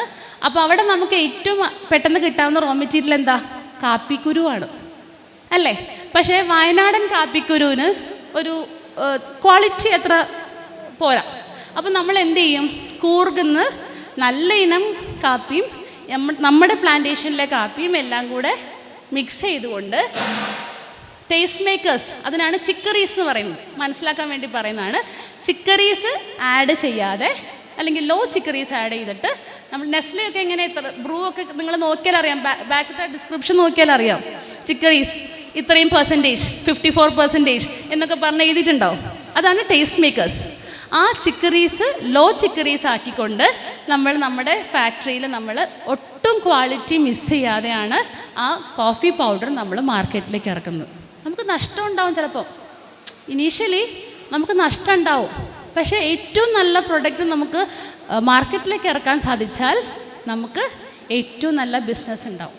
പിന്നെ യാതൊരു വിധത്തിലും കോംപ്രമൈസുകളിലേക്ക് പോകരുത്. ചിലപ്പോൾ നല്ലൊരു ബ്രാൻഡായി കഴിയുമ്പോൾ നമ്മളെ വിഴുങ്ങാൻ എവിടെ നിന്ന് വേറെ ആൾക്കാർ വരും. നമ്മളെ വിഴുങ്ങാൻ വേറെ ആൾക്കാർ വരും. നമ്മുടെ ബ്രാൻഡ്, അതാണ് നമ്മുടെ ഹൈലൈറ്റ്. എപ്പോഴും നമ്മളൊരു പ്രൊഡക്റ്റ് കൊണ്ടുവരാൻ സാധിക്കുമ്പം നല്ലൊരു മാർക്കറ്റ് വാല്യൂ ആയിട്ടുള്ള ഒരുപാട് കാര്യങ്ങൾ ശ്രദ്ധിക്കണം. ഒരു ഉദാഹരണം കൂടെ ഞാൻ പറഞ്ഞുതരാം. ഈ കഴിഞ്ഞ ദിവസം ഇവിടെ കരുമാലൂർ തന്നെയാണ് ഒരു ഗ്രൂപ്പ് സംരംഭങ്ങളുണ്ടായിരുന്നു. അവരൊരു സോപ്പ് ഉണ്ടാക്കുകയാണ്, ഗ്ലിസറിൻ്റെ. നമ്മളെല്ലായിടത്തും കാണുന്നതാണ് അല്ലേ, ഗ്ലിസറിൻ്റെ സോപ്പ് ഉണ്ടാക്കുന്ന പെട്ടെന്ന് ചേച്ചിമാരാണ്, ഈ 60 വയസ്സിന് മുകളിലുള്ള സാധാരണ ചേച്ചിമാരാണ്. അപ്പോൾ അവരവരുടെ കൈ കൊണ്ട് ഈ സോപ്പൊക്കെ ഉണ്ടാക്കി കൊണ്ടുവന്ന് എക്സിബിഷന് വെക്കുകയാണ്. എക്സിബിഷന് വെച്ചപ്പോഴാണ് അതിൻ്റെ ഒരു യുണീക്നെസ് അവിടെ മനസ്സിലാവുന്നത്. എന്താണെന്ന് വെച്ചാൽ, നമ്മുടെ സാധാരണ ഈ ടിഫിൻ ബോക്സൊക്കെ പൊതിയുന്ന ഒരു ട്രാൻസ്പെറൻറ്റ് പേപ്പർ ഇല്ലേ, ട്രാൻസ്പെറൻറ്റ് പേപ്പർ, ആ പേപ്പറിൻ്റെ അതുകൊണ്ട് ഇങ്ങനെ പൊതിഞ്ഞിട്ട് 2 സൈഡിലും ബട്ടർഫ്ലൈ പോലെ അതിനെ അലങ്കരിച്ച് നല്ല രസം, ആര് കണ്ടാലും അത് വാങ്ങും, പ്രത്യേകിച്ച് കുട്ടികൾക്ക് ഭയങ്കര ഇഷ്ടമാവും അത് കണ്ടാൽ. ആ രീതിയിൽ കളർഫുൾ പേപ്പറിൽ ഇത് പാക്ക് ചെയ്ത് മാർക്കറ്റിൽ ഇറക്കുകയാണ്. എന്താണ് അവിടെ? അട്രാക്ഷൻ അല്ലേ, അട്രാക്ഷനാണ്. ആ അട്രാക്ഷൻ കണ്ടിട്ടല്ലേ നമ്മൾ ആ പ്രൊഡക്റ്റ് വാങ്ങിക്കാം. അങ്ങനെ നമ്മൾ നമ്മുടെ ഉൽപ്പന്നത്തിനെ ഏറ്റവും അട്രാക്റ്റീവായിട്ട്, ഏറ്റവും യുണീക്കായിട്ട് മാർക്കറ്റിൽ നമുക്ക് ഇറക്കാൻ സാധിക്കണം. അപ്പോൾ ഇത്രയാണ് ബേസിക്കലി ഒരു വ്യവസായവുമായി ബന്ധപ്പെട്ട് നമ്മൾ ആലോചിച്ച് ഇരിക്കേണ്ടത്. ഇനി ലൈസൻസുകളെ കുറിച്ചും കൂടെ ഞാൻ പറയാം. പണ്ട് കാലത്ത് ഈ വ്യവസായം തുടങ്ങുക എന്ന് പറയുമ്പോൾ തന്നെ ഏറ്റവും വലിയ ബുദ്ധിമുട്ട് എന്താണ്? പഞ്ചായത്തുകളിൽ പോയിട്ട് ലൈസൻസ് എടുക്കുക, മുനിസിപ്പാലിറ്റി ലൈസൻസ് എടുക്കുക, മറ്റ് അനുബന്ധ സ്ഥാപനങ്ങളിൽ ലൈസൻസ് എടുക്കുക അല്ലേ. മാസങ്ങളോളം നമ്മൾ നിന്നാലും ഈ വെരിഫിക്കേഷനും നടക്കൂല, ലൈസൻസും കിട്ടില്ല. അപ്പോൾ അതുകൊണ്ട് ഇത് മനസ്സിലാക്കി, കാരണം ഞാൻ ആദ്യം പറഞ്ഞു, നമ്മളൊരു സർവേ നടത്തിയിരുന്നു അല്ലേ, കേരളത്തിലൊരു സർവേ നടത്തിയ കാര്യം ഞാൻ ആദ്യം സൂചിപ്പിച്ചു. ഈ സർവേയിൽ നമുക്ക് ഏറ്റവും ആദ്യം വന്ന ഒരു ഡിമാൻഡ് എന്താണെന്ന് വെച്ചാൽ, ഈ ലൈസൻസ് പ്രൊസീജിയേഴ്സൊക്കെ ഭയങ്കര ഹെക്റ്റിക്കാണ്, ഒരുപാട് സമയം എടുക്കുന്നു എന്ന് പറഞ്ഞു. അപ്പം അതിൻ്റെ അടിസ്ഥാനത്തിലാണ് K-SWIFT എന്ന് പറയുന്ന ഒരു സംവിധാനം നമ്മുടെ കേരളത്തിൽ കൊണ്ടുവന്നത്. K-SWIFT എന്ന് കേട്ടിട്ടുണ്ടാവും എല്ലാവരും അല്ലേ, പത്രത്തിലൊക്കെ നിരന്തരം വായിക്കുന്നുണ്ടാവും. K-SWIFT എന്ന് പറയുന്നൊരു സംവിധാനം. എന്താണ് ഈ K-SWIFT? എനിക്ക് തോന്നുന്നു ഏറ്റവും കൂടുതൽ തെറ്റിദ്ധരിക്കപ്പെട്ട ഒരു വാക്കും കൂടിയാണ്, ഒരു പ്രൊസീജിയറും കൂടിയാണ് ഈ KSFT. നമ്മൾ മനസ്സിലാക്കേണ്ടത് ഉൽപ്പാദന മേഖലയിലും സർവീസ് മേഖലയിലും ഉള്ള സംരംഭങ്ങൾക്ക് ഈ ലൈസൻസ് പ്രക്രിയയിൽ കുറേ താമസം വരുന്ന എന്തെങ്കിലും ഇഷ്യൂസ് വന്നു, എന്തെങ്കിലും ഇപ്പം ഞാൻ പറയാം, ഇപ്പോൾ ഉദാഹരണത്തിന് നിങ്ങൾ അപേക്ഷ ഇപ്പോൾ കരുമാലൂർ പഞ്ചായത്തിൽ അപേക്ഷ വെച്ചു, അവിടെ ജീവനക്കാർ ലീവാണ്, സെക്ഷനിൽ ലീവാണ്, ഒരു മാസം ലീവാണ്, അടുത്ത മാസമേ വന്ന് നോക്കാൻ പറ്റുള്ളൂ എന്ന് വിചാരിക്കും. ഈ ഒരു മാസം ജീവനക്കാർ ലീവായതുകൊണ്ട് നമുക്ക് നമ്മുടെ ലൈസൻസ് നിഷേധിക്കാൻ അവകാശമുണ്ടോ? ഇല്ല. അപ്പോൾ നമുക്ക് ഓടി വന്ന് എന്തെടുക്കാം? KSFT എടുക്കാം. KSFT അപ്പം തന്നെ നിങ്ങൾ സിസ്റ്റത്തിൻ്റെ ഫ്രണ്ടിൽ നിന്നു 2-3 മിനിറ്റ് കൊണ്ട് KSFT കിട്ടും. അത് പക്ഷേ ആലോചിക്കേണ്ടത് ഉൽപ്പാദന മേഖലയിലും സർവീസ് മേഖലയിലും ഉള്ള യൂണിറ്റുകൾക്ക് മാത്രമാണ് KSFT ലൈസൻസ് കിട്ടുക. അത് ഞാൻ പറയാം. ഈ KSFT ലൈസൻസ് വെച്ച് നമുക്ക് എത്ര വരെ വർക്ക് ചെയ്യാൻ പറ്റും? 3 വർഷവും 6 മാസവും വരെ നമുക്ക് വർക്ക് ചെയ്യാനുള്ള പ്രൊവിഷനുണ്ട് ഈ KSFT വെച്ചിട്ട്. 3 വർഷവും 6 മാസം വരെയും നമുക്ക് ഈ KSFT ലൈസൻസ് ഒരു അക്നോളജ്മെൻറ്റ് ഫോമാണ്, അത് വെച്ച് നമുക്ക് വർക്ക് ചെയ്യാൻ പറ്റും. പക്ഷേ അത് മാത്രം മതിയോ? പോരാ. ഈ 1 മാസം കഴിയുമ്പോൾ 1.5 മാസം കഴിയുമ്പം ആ ജീവനക്കാർ ലീവ് കഴിഞ്ഞ് തിരിച്ചു വന്നോ എന്ന് അന്വേഷിക്കണം. നമുക്ക് എന്താ വേണ്ടത്? പഞ്ചായത്ത് ലൈസൻസ് വേണം, നിർബന്ധമാണ്. എന്തുകൊണ്ടാണ്? ബാങ്കിൽ ലോണിന് ചെല്ലുമ്പോൾ അവരെന്ത് ചോദിക്കും? തൽക്കാലം KSFT വെച്ച് പ്രൊസീഡ് ചെയ്യാം, പക്ഷേ പഞ്ചായത്ത് ലൈസൻസ് കൊണ്ടുവരണം കേട്ടോ എന്ന് പറയും, അല്ലേ? പഞ്ചായത്ത് ലൈസൻസ് കൊണ്ടുവരണം. അപ്പം ഈ 1-1.5 മാസത്തിനുള്ളിൽ നമ്മൾ പോയിട്ട് എന്ത് ചെയ്യണം? പഞ്ചായത്ത് ലൈസൻസ് കൃത്യമായി എടുക്കണം. അപ്പോൾ ആ കാലതാമസം കൊണ്ട് ഒരു വ്യവസായം തുടങ്ങാതിരിക്കരുത് എന്ന ആ സതുദ്ദേശത്തോടു കൂടിയാണ് സർക്കാർ KSFT എന്ന് പറഞ്ഞ സംവിധാനം കൊണ്ടുവന്നിട്ടുള്ളത്. ഇപ്പോൾ നമുക്കിവിടെ നേരിടുന്ന ഏറ്റവും വലിയൊരു ചലഞ്ച് എന്ന് പറയുന്നത് നിലത്തിന് KSFT കിട്ടില്ല, പുരയിടത്തിന് മാത്രമേ KSFT കിട്ടുള്ളൂ. അത് നിങ്ങൾക്കും അറിയാവുന്നതാണ്, അല്ലേ? നിലത്തിൽ മറ്റ് കൺസ്ട്രക്ഷൻസൊക്കെ അനുവദനീയമല്ല എന്നുള്ളത് അറിയാം.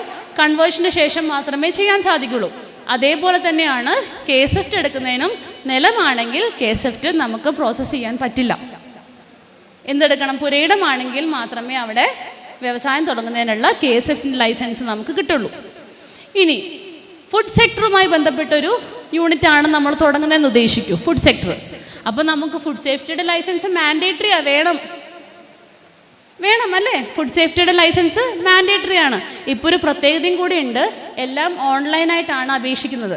ഓൺലൈനായിട്ട് അപേക്ഷിച്ച് കഴിഞ്ഞാൽ 7 ദിവസത്തിനുള്ളിൽ നിങ്ങൾക്ക് ലൈസൻസ് ഇഷ്യൂ ചെയ്തിട്ടുണ്ടാവണം, അല്ലെങ്കിൽ നിങ്ങൾക്ക് ചലഞ്ച് ചെയ്യാം അതിന്.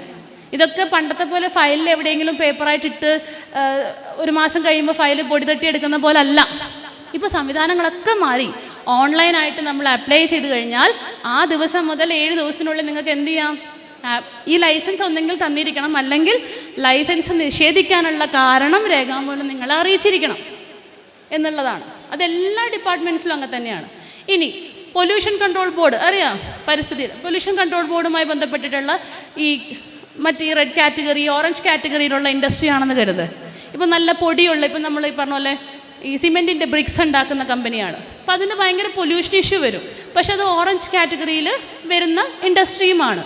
അപ്പോൾ അതെന്ത് ചെയ്യണം? നമുക്ക് PCB പൊല്യൂഷൻ കൺട്രോൾ ബോർഡിൻ്റെ ഓഫീസുണ്ട്. അതെവിടെയാണുള്ളത്? ഏലൂരാണ് നമ്മുടെ പൊല്യൂഷൻ കൺട്രോൾ ബോർഡിൻ്റെ ഓഫീസ്. അവിടെ പോയിട്ട് നമ്മൾ എന്തെടുക്കണം? Consent for operation. എന്താണ്? കൺസെൻറ്റ് ഫോർ ഓപ്പറേഷൻ എടുക്കണം. ഇത് നിർബന്ധമായിട്ട് നമ്മൾ PCB വേണ്ട യൂണിറ്റുകൾക്കാണെങ്കിൽ എടുത്തിരിക്കണം. അവിടെ ചെന്ന് കഴിഞ്ഞാലും ഈ പ്രൊസീജിയർ ഇങ്ങനെ തന്നെയാണ്. ഓൺലൈനാണ് അപേക്ഷ സമർപ്പിക്കുന്നത്, കൃത്യമായിട്ട് തന്നെ PCB അവിടെ നിന്ന് കിട്ടുകയും ചെയ്യും. ഇപ്പോൾ നമ്മളെല്ലാ ഡിപ്പാർട്ട്മെൻറ്റ്സുമായിട്ട് ലിങ്ക്ഡാണ്. അപ്പോൾ അതുകൊണ്ട് നിങ്ങളൊരു അപേക്ഷ സമർപ്പിച്ച് കഴിഞ്ഞാൽ ഞാനിങ്ങനെ PCBയിൽ അപേക്ഷ വെച്ചിട്ടുണ്ട് എന്ന് പറഞ്ഞ് ഞങ്ങൾ ഇൻറ്റിമേറ്റ് ചെയ്താൽ ഞങ്ങൾ അപ്പം തന്നെ വിളിക്കും, ഇങ്ങനെ ഒരാളുടെ അപേക്ഷ അവിടെ വന്നിട്ടുണ്ട്, എത്രയും പെട്ടെന്നൊന്ന് ചെയ്തു കൊടുക്കണം എന്ന് പറയും. അതുപോലെ തന്നെയാണ് ഹെൽത്ത് സാനിറ്റൈസേഷൻ സർട്ടിഫിക്കറ്റ് എന്ന് പറയുന്നത്. നമ്മൾ ഈ പല യൂണിറ്റുകളിലും പോകുമ്പം ഒട്ടും ഹൈജീനിക് ആയിരിക്കില്ല. അപ്പോൾ ഞങ്ങൾ ആദ്യം ചോദിക്കുന്നത് എന്താ അറിയോ? നിങ്ങൾ ഹെൽത്ത് സാനിറ്റൈസേഷനൊക്കെ എടുത്ത് വെച്ചിട്ടുണ്ടോ എന്ന് ചോദിക്കും. ഇല്ല പറയും. അതിൻ്റെ ആവശ്യമുണ്ടെന്ന് ഞങ്ങൾക്ക് അറിയില്ല എന്ന് പറയും. അങ്ങനെയല്ല, ഹെൽത്ത് സാനിറ്റൈസേഷൻ സർട്ടിഫിക്കറ്റും നമ്മൾ നമ്മുടെ തൊട്ടടുത്തുള്ള ആരോഗ്യ സ്ഥാപനവുമായി ബന്ധപ്പെട്ട് നമ്മൾ എടുത്തിരിക്കണം. പിന്നെ ഫയറുമായി ബന്ധപ്പെട്ട് ഫയർ നമുക്ക് എല്ലാവർക്കും അറിയാവുന്ന പോലെ 10,000 സ്ക്വയർ ഫീറ്റിന് മുകളിലുള്ള യൂണിറ്റുകൾക്ക് മതി NOC. ഫയർ NOC അത് മതി. പക്ഷെ പെട്ടെന്ന് നമ്മുടെ സ്ഥാപനത്തോട് തീ പിടിച്ചാൽ നമ്മൾ എന്ത് ചെയ്യും? അതിനുള്ള പ്രിക്കോഷണറി മെഷർ നമ്മൾ എടുത്തിരിക്കണം. എന്താണ്? അറ്റ്ലീസ്റ്റ് 2 ഫയർ എക്സ്റ്റിംഗ്വിഷേഴ്സ് എങ്കിലും നമ്മൾ വാങ്ങിച്ച് നമ്മുടെ യൂണിറ്റുകളിൽ സ്ഥാപിക്കണം. അതൊന്നും ഇനീഷ്യലി ചെയ്യണം എന്നല്ല പറയുന്നത്, ഇൻ പ്രോസസ്സ് നമ്മൾ ശ്രദ്ധിച്ച് ചെയ്യേണ്ട കാര്യങ്ങളാണ്. ഈ ഫയർ എക്സ്റ്റിംഗ്വിഷർ വാങ്ങിച്ചു വെച്ചാൽ മതിയോ? അതിടയ്ക്ക് യൂസ് ചെയ്ത് നോക്കണം, എന്നാലേ നമുക്ക് അറിയുള്ളൂ അതെങ്ങനെ ഉപയോഗിക്കുന്നതെന്ന്. ഇവിടെ പല യൂണിറ്റുകളിലും ചെന്നിട്ട് ഫയർ എക്സ്റ്റിംഗ്വിഷർ ഉണ്ടോ എന്നൊക്കെ കാണിച്ചിട്ട് മാഡം അവിടെ ഇരിപ്പുണ്ടെന്ന് പറയും. പക്ഷെ ആ സാധനം വർഷങ്ങളായിട്ട് ഉപയോഗിച്ചില്ലെങ്കിൽ എന്ത് പറ്റും? ജാമായി പോവും. അത് ആവശ്യമുള്ള സമയത്ത് യൂസ് ചെയ്യാൻ പറ്റാത്ത രീതിയിലായി പോകും. അപ്പോൾ നമ്മളവിടെ ഒരു 6 മാസം കൂടുമ്പോഴോ 3 മാസം കൂടുമ്പോഴോ നമ്മുടെ തൊഴിലാളികളെ വെച്ചുകൊണ്ട് ഇതെങ്ങനെ വർക്ക് ചെയ്യുന്നതെന്നൊക്കെ അവരെയും കാണിച്ചു കൊടുക്കണം. കഴിഞ്ഞ ദിവസം ഇവിടെ അടുത്തൊരു ഫയർ ഉണ്ടായി. അപ്പോൾ അവിടെ ചെന്നപ്പം ഒരാൾക്ക് ചെറിയ ബേണിംഗ് ഉണ്ട്. അപ്പോൾ അവരോട് ചോദിച്ചപ്പം പറഞ്ഞത് എനിക്ക് ഓടാൻ അറിയില്ലായിരുന്നു എന്ന് പറഞ്ഞു. തീ പിടിച്ചപ്പം എനിക്ക് ഓടാൻ അറിയില്ലായിരുന്നു എന്ന് പറഞ്ഞു. അങ്ങനത്തെ സിറ്റുവേഷൻസൊക്കെ നമുക്ക് ചിലപ്പോൾ ഉണ്ടാവും. അപ്പോൾ എപ്പോഴും നമ്മൾ നമ്മുടെ ഇൻഡസ്ട്രിയിലൊരു പ്രിക്കോഷണറി മെഷേഴ്സ് എപ്പോഴും എടുത്തിരിക്കണം. ഇപ്പോൾ ഞാൻ പറഞ്ഞു, KSF ലൈസൻസ്, പഞ്ചായത്ത് ലൈസൻസ്, അതോടൊപ്പം തന്നെ ഫുഡുമായി ബന്ധപ്പെട്ടാണെങ്കിൽ ഫുഡ് സേഫ്റ്റിയുടെ ലൈസൻസ് എടുത്തിരിക്കണം, ഹെൽത്ത് സാനിറ്റൈസേഷൻ എടുത്തിരിക്കണം, പൊല്യൂഷൻ കൺട്രോൾ ബോർഡിൻ്റെ ലൈസൻസും എടുത്തിരിക്കണം. ഇതെല്ലാം എടുത്തിട്ട് സ്ഥാപനം തുടങ്ങാൻ പറ്റുമോ? ഇല്ല. അപ്പോൾ എന്താണ്? സ്ഥാപനം പതുക്കെ തുടങ്ങിയിട്ട് ഫുഡ് സേഫ്റ്റിയൊക്കെ അതിന് മുമ്പ് എടുക്കണം. GSTയും എടുക്കണം കേട്ടോ. GST എടുക്കണം. GST എന്തിനാണ് എടുക്കുന്നതെന്ന് പറയുന്നത്, GST ഇപ്പം മിക്കവാറും എല്ലായിടത്തും മാൻഡേറ്ററി ആണ്. ഓരോ ഓൺലൈൻ പ്ലാറ്റ്ഫോമിലും നമ്മുടെ പ്രൊഡക്റ്റ് GST ഇല്ലാതെ ആഡ് ചെയ്യാൻ പറ്റില്ല. ഒരു എക്സിബിഷൻ നടന്നാൽ പോലും നമ്മുടെ പ്രൊഡക്റ്റ് GST ഇല്ലാതെ അവിടെ പ്ലേസ് ചെയ്യാൻ പറ്റില്ല.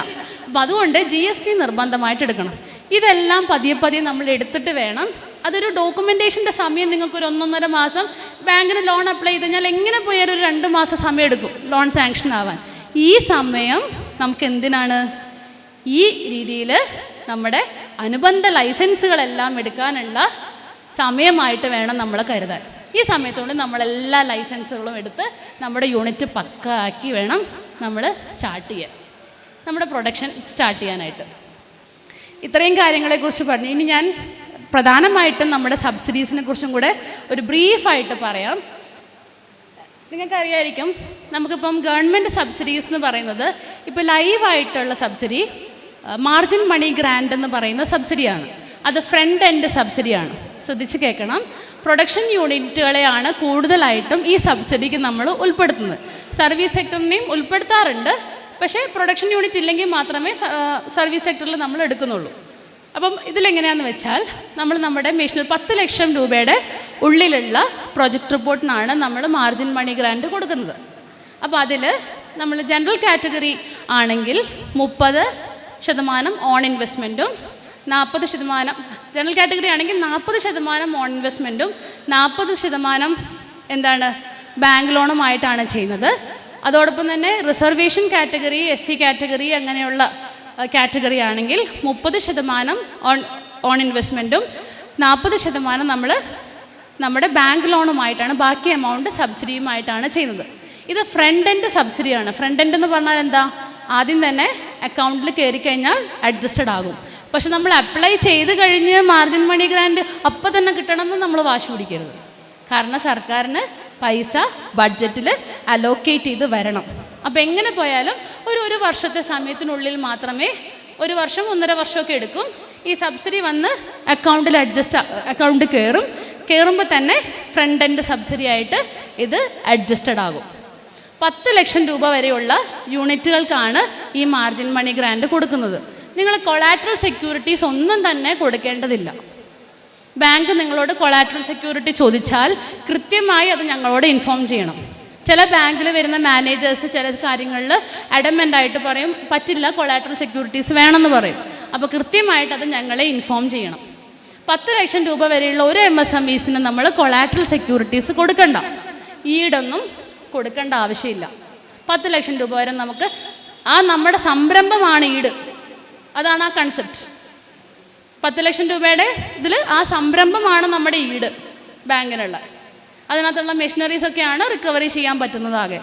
അപ്പോൾ ആ രീതിയിലാണ് കൊണ്ടുപോകേണ്ടത്. ഇതാണ് മാർജിൻ മണി ഗ്രാൻഡ് എന്ന് പറയുന്ന സ്കീം. ഇനിയുള്ളത് ഒരു PMEGP, പ്രൈം മിനിസ്റ്റേഴ്സ് ഗ്യാരണ്ടി ഉള്ളൊരു സ്കീമാണ്. എംപ്ലോയ്മെൻറ്റ് ജനറേഷൻ സ്കീം എന്ന് പറയും. എംപ്ലോയ്മെൻറ്റ് ജനറേഷൻ സ്കീം, PMEGP എന്നാണ് അതിന് പറയുന്നത്. പക്ഷേ ഇപ്പം PMEGP കഴിഞ്ഞ വർഷം മുതൽ നമ്മൾ ലൈവായിട്ട് എടുക്കുന്നില്ല. പക്ഷെ എന്നിരുന്നാലും ഇനി നാളെ അത് വരുമ്പോൾ നിങ്ങൾ മനസ്സിലാക്കിയിരിക്കാൻ വേണ്ടിയിട്ട് ഞാൻ അതും കൂടി പറയാം. PMEGP എന്ന് പറയുന്നത് പ്രൊഡക്ഷൻ യൂണിറ്റുകൾക്കും സർവീസ് സെക്ടറിലും അത് നമുക്ക് എടുക്കാവുന്നതാണ്. പ്രൊഡക്ഷൻ യൂണിറ്റ് ആണെങ്കിൽ ഏകദേശം ഒരു 50 ലക്ഷം വരെയുള്ള യൂണിറ്റ്സിന് നമുക്ക് PMEGPയിൽ ക്ലെയിം ചെയ്യാം. സർവീസ് സെക്ടറിൽ 20 ലക്ഷം രൂപ വരെയും നമുക്ക് ക്ലെയിം ചെയ്യാം. ഇതിൽ 25% മുതൽ 35% വരെയാണ് നമുക്ക് സബ്സിഡി. അത് ഡിഫറെൻറ്റ് കാറ്റഗറി അനുസരിച്ചാണ് സബ്സിഡി വേരിയൻ്റ് ആയിട്ടിരിക്കുന്നത്. ഇപ്പോൾ അത് എടുക്കുന്നില്ല എന്ന് പറഞ്ഞതിനൊരു റീസൺ എന്താണെന്ന് വെച്ചാൽ, ഈ PMEGP എന്ന് പറയുന്നത് ബാക്ക് എൻഡ് സബ്സിഡിയാണ്. അതായത് നമ്മളൊരു സംരംഭം തുടങ്ങി 5 വർഷത്തെ ആണല്ലോ നമ്മൾ തിരിച്ചടവ് കാണിക്കുന്നത്. 3 വർഷം കഴിയുമ്പം ഈ 3 വർഷത്തിനുള്ളിൽ ഈ PMEGPയുടെ സബ്സിഡി തുക എത്രയാണോ ആ തുക ബാങ്കിൻ്റെ അക്കൗണ്ടിൽ വന്ന് കയറും. സാങ്ഷനായിട്ട് ബാങ്കിൻ്റെ അക്കൗണ്ടിൽ വന്ന് കയറും. ഈ ബാങ്കിൽ വരുന്ന അക്കൗണ്ടിൽ വരുന്ന ഈ തുകയില്ലേ, ഈ തുക നമ്മുടെ അക്കൗണ്ടിലേക്ക് അഡ്ജസ്റ്റ് ചെയ്യില്ല. 3 വർഷം കഴിഞ്ഞ് ഒരു ഫിസിക്കൽ വെരിഫിക്കേഷൻ ഉണ്ട്. അതായത് നേരത്തെയൊക്കെ ഞാൻ ഉൾപ്പെടെയുള്ള ബാങ്ക് മാനേജർ ഉൾപ്പെടെയുള്ളൊരു ടീം വന്ന് നമ്മുടെ യൂണിറ്റിൽ ഫിസിക്കലി വെരിഫൈ ചെയ്ത് യൂണിറ്റ് നല്ല രീതിയിൽ വർക്ക് ചെയ്യുന്നുണ്ട് എന്നൊരു ഇൻസ്പെക്ഷൻ റിപ്പോർട്ട് കൊടുക്കും. ഈ ഇൻസ്പെക്ഷൻ റിപ്പോർട്ട് കൊടുത്തു കഴിയുമ്പോഴാണ് നമ്മുടെ സബ്സിഡി അഡ്ജസ്റ്റ് ആവുന്നത്. പക്ഷേ ഈ 2021, 22, 23 കാലഘട്ടങ്ങളിൽ ഇത് സെൻട്രൽ ഗവൺമെൻറ് സ്കീമാണ്, സ്റ്റേറ്റ് ഗവൺമെൻറ് സ്കീമല്ല. അപ്പോൾ ഈ സ്കീമുമായി ബന്ധപ്പെട്ട് ഒരു ചെറിയ തർക്കം വരികയും ഹൈക്കോടതിയിൽ കേസ് നടന്നതുകൊണ്ട് ഇതിനൊരു ഡിലേ വന്ന് ഇപ്പം ഒരു 5 വർഷമായിട്ടും സബ്സിഡി അഡ്ജസ്റ്റഡ് ആവാത്ത ഒരു സാഹചര്യം നിലവിലുണ്ട്. അപ്പോൾ അതുകൊണ്ട് കസ്റ്റമേഴ്സിനെ ബുദ്ധിമുട്ടിക്കേണ്ട എന്നുള്ളത് കൊണ്ടാണ് നമ്മളിപ്പോൾ ആപ്ലിക്കേഷൻ എടുക്കുന്നില്ല. പക്ഷേ ഇൻ ഫ്യൂച്ചർ അത് നല്ല രീതിയിലായാൽ ഏറ്റവും നല്ല സ്കീമാണ് PMEGP എന്ന് പറയുന്ന സ്കീം. അതുകൊണ്ടാണ് ഞാനത് പ്രത്യേകം പറഞ്ഞത്. ഇനി ഉൽപ്പാദന മേഖലയിൽ വലിയ യൂണിറ്റ്സിന്, അതായത് കോടികൾ ഇൻവെസ്റ്റ്മെൻ്റ് ഉള്ള യൂണിറ്റിന് ESS എന്ന് പറയുന്നൊരു സ്കീമുണ്ട്. അത് അവരുടെ ഇൻവെസ്റ്റ്മെൻറ്റിൻ്റെ പെർസെൻറ്റേജ് 25 to 35% വരെ ഇൻട്രസ്റ്റ് നമ്മുടെ സബ്സിഡി കിട്ടും. ലിമിറ്റഡ് ടു 40 ലക്ഷം വരെ. അത് പ്രൊഡക്ഷൻ യൂണിറ്റുകൾക്കാണ്. 3 വർഷം വർക്ക് ചെയ്തിട്ടുണ്ടാവണമെന്ന് മാൻഡേറ്ററി ആണ്. അതായത് അത് എക്സ്പാൻഷന് വേണ്ടിയിട്ടാണെന്ന് അത് മനസ്സിലായല്ലോ. എക്സ്പാൻഷന് വേണ്ടിയിട്ടാണ് അത് ഉദ്ദേശിക്കുന്നത്. യൂണിറ്റ് സ്റ്റാർട്ട് ചെയ്ത് 3 വർഷം കഴിയുമ്പോൾ നമ്മൾ ഏതെങ്കിലും പുതിയ മെഷീനറീസ് ആഡ് ഓൺ ചെയ്തു, നമ്മുടെ ഇൻവെസ്റ്റ്മെൻറ്റ് കൂട്ടി, അങ്ങനെയുള്ള സാഹചര്യങ്ങളിൽ നമുക്ക് ESS ക്ലെയിം ചെയ്യാവുന്നതാണ്. ഇത്രയുമാണ് ബേസിക്കലി നമ്മുടെ നിലവിലുള്ള സബ്സിഡി സ്കീംസ് എന്ന് പറയുന്നത്. ഇതെല്ലാം ഇൻഡിവിജ്വൽ സ്കീംസുമാണ്. നമുക്ക് പാർട്ട്ണർഷിപ്പായിട്ടും നമുക്ക് ചെയ്യാം, ലിമിറ്റഡ് കമ്പനി ആയിട്ടും വേണമെങ്കിൽ ചെയ്യാം. അതൊന്നും ഇതിൽ വിഷയം വരുന്നില്ല. ഇനിയുള്ളത് ഞാൻ ആദ്യം പറഞ്ഞു, നമ്മൾ ഈ പ്രൊഡക്ഷൻ യൂണിറ്റിനുണ്ട് സർവീസ് സെക്ടറിൻ്റെയും കൂടെ ഇൻക്ലൂഡ് ചെയ്തൊരു ട്രേഡിംഗ് സെക്ടറിനെ കുറിച്ച് അല്ലേ, വ്യാപാരത്തെക്കുറിച്ച് പറഞ്ഞു. ഈ വ്യാപാര യൂണിറ്റുകളെ സപ്പോർട്ട് ചെയ്യുന്നതിന് വേണ്ടിയിട്ട് വൺ ഫാമിലി വൺ എൻ്റർപ്രൈസ് എന്ന് പറഞ്ഞിട്ട് OFOE എന്ന് പറയുന്ന ഒരു സ്കീമും കൂടെ കൊണ്ടുവന്നിട്ടുണ്ട്. ഈ വ്യാപാരം എന്ന് പറഞ്ഞാൽ നമ്മൾ എന്താ ഉദ്ദേശിക്കുന്നത്? Super market. നിങ്ങൾക്ക് പെട്ടെന്ന് മനസ്സിലാവാൻ വേണ്ടിയിട്ടാണ്. ബേക്കറി, ഇതൊക്കെ വ്യാപാരത്തിൽ വരും അല്ലേ. എന്ത് സാധനവും നമ്മൾ ബൾക്കായിട്ട് വാങ്ങിച്ച് റീറ്റെയിലായിട്ട് കൊടുക്കുന്നതിന് എന്തായിട്ട് പറയും? വ്യാപാരമായിട്ട്, ട്രേഡാണ് അവിടെ നടക്കുന്നത്. ഈ ട്രേഡിനെ സപ്പോർട്ട് ചെയ്യാൻ വേണ്ടിയിട്ട് ഒരു ചെറുതായിട്ടൊരു സ്കീമാണ് ഇപ്പോൾ ഉള്ളത്. അതായത് നമ്മളിപ്പോൾ ബാങ്ക് ലോൺ എടുത്തു, 1 ലക്ഷം രൂപ ലോൺ എടുത്തു. അതിനകത്ത് 10,000 രൂപയാണ് നമ്മുടെ ഒരു മാസത്തെ EMI എന്ന് കരുതുക. ഉദാഹരണമാണ്, ഞാൻ ഉദാഹരണം വെച്ച് പറഞ്ഞാൽ നിങ്ങൾക്ക് കൂടുതൽ മനസ്സിലാൻ വേണ്ടിയിട്ടാണ്. ഇപ്പം 1 ലക്ഷം രൂപ ലോൺ എടുത്തു, 10,000 രൂപയാണ് നമ്മുടെ EMI. ഈ 10,000 രൂപയിൽ 6,000 രൂപയായിരിക്കും നമ്മുടെ പലിശ. ബാക്കി 4,000 ആയിരിക്കും മുതലിലേക്ക് പോണത്. അപ്പോൾ ഈ പറയുന്ന 6,000 രൂപ പലിശയിൽ 6% തുക ഗവൺമെൻറ് എല്ലാ മാസവും നിങ്ങൾക്ക് തിരിച്ചു തരും. അതായത് മുതലല്ല, ഇൻട്രസ്റ്റിൽ 6% തുക ഓരോ മാസവുമായിട്ട് ഗവൺമെൻറ് നിങ്ങൾക്ക് അക്കൗണ്ടിലേക്ക് തിരിച്ച് സബ്സിഡി ആയിട്ട് ഇട്ട് തരും.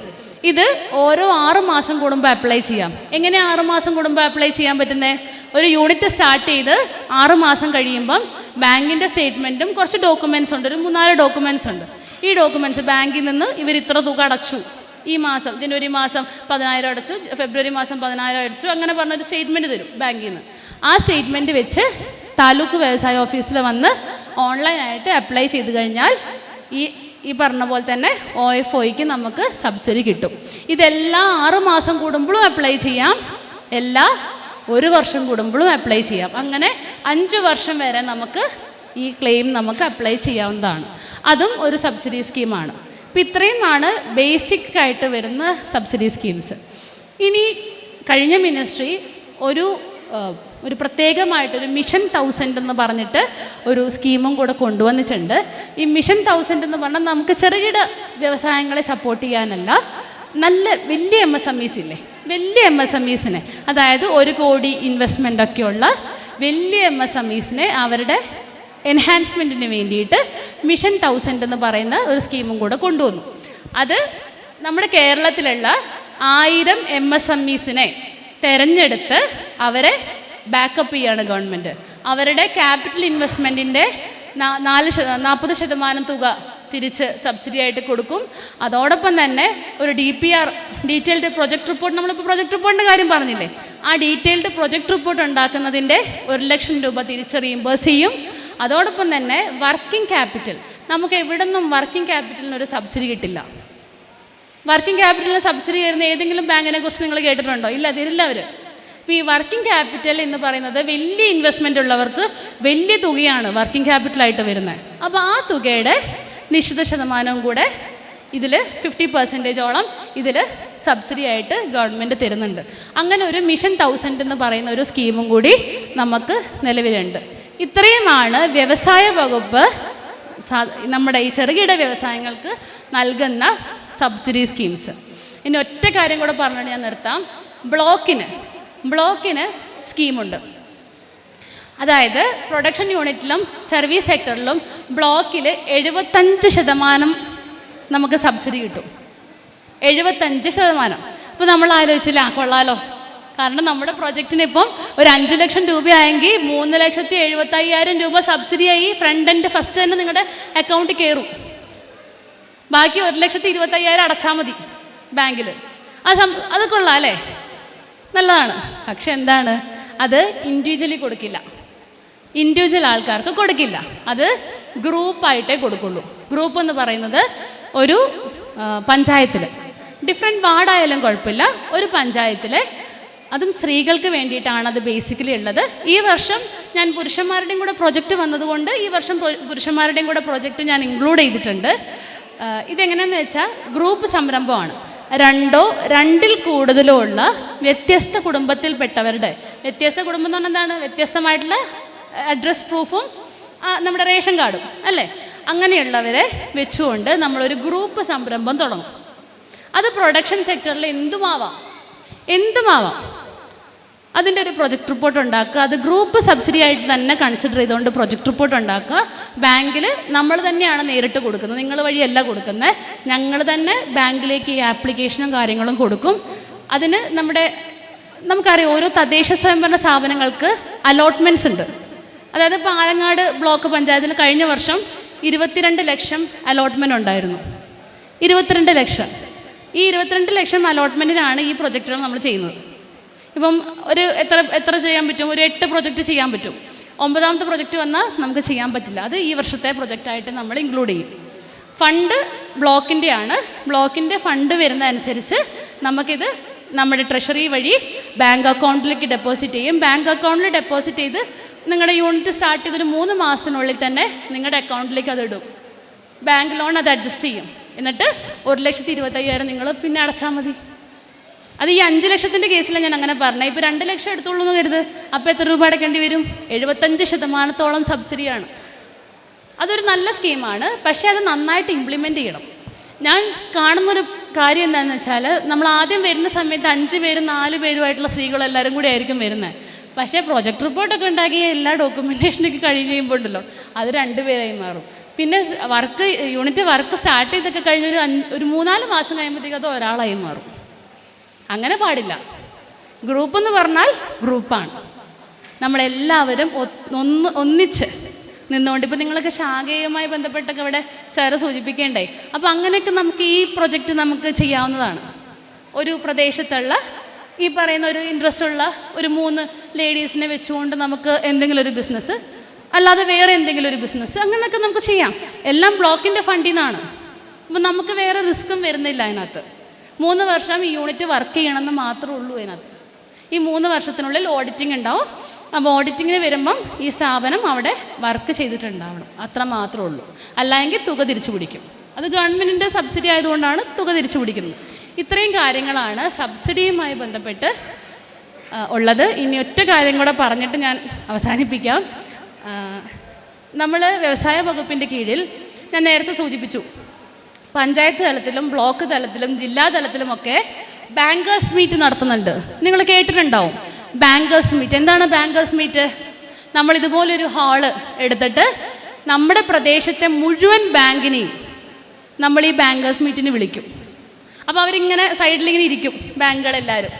എന്നിട്ട് നമുക്ക് ചെന്ന് ഈ മാനേജർമാരാണ് വന്നിരിക്കുക. അവരോട് ചെന്ന് നമ്മുടെ പ്രൊജക്റ്റ് പറഞ്ഞു കഴിയുമ്പോൾ അവരപ്പം തന്നെ നോട്ട് ചെയ്യും.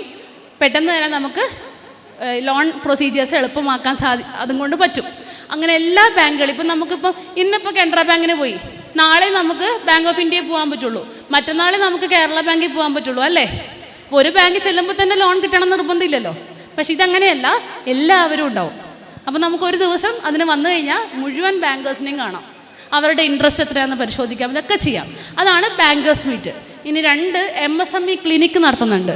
ഈ ക്ലിനിക്ക് എന്ന് പറയുമ്പോൾ തന്നെ അറിയാം, നമുക്ക് എന്തെങ്കിലും ഈ പനിയോ ജലദോഷമൊക്കെ വന്നാലല്ലേ നമ്മൾ ക്ലിനിക്കിൽ പോവുക.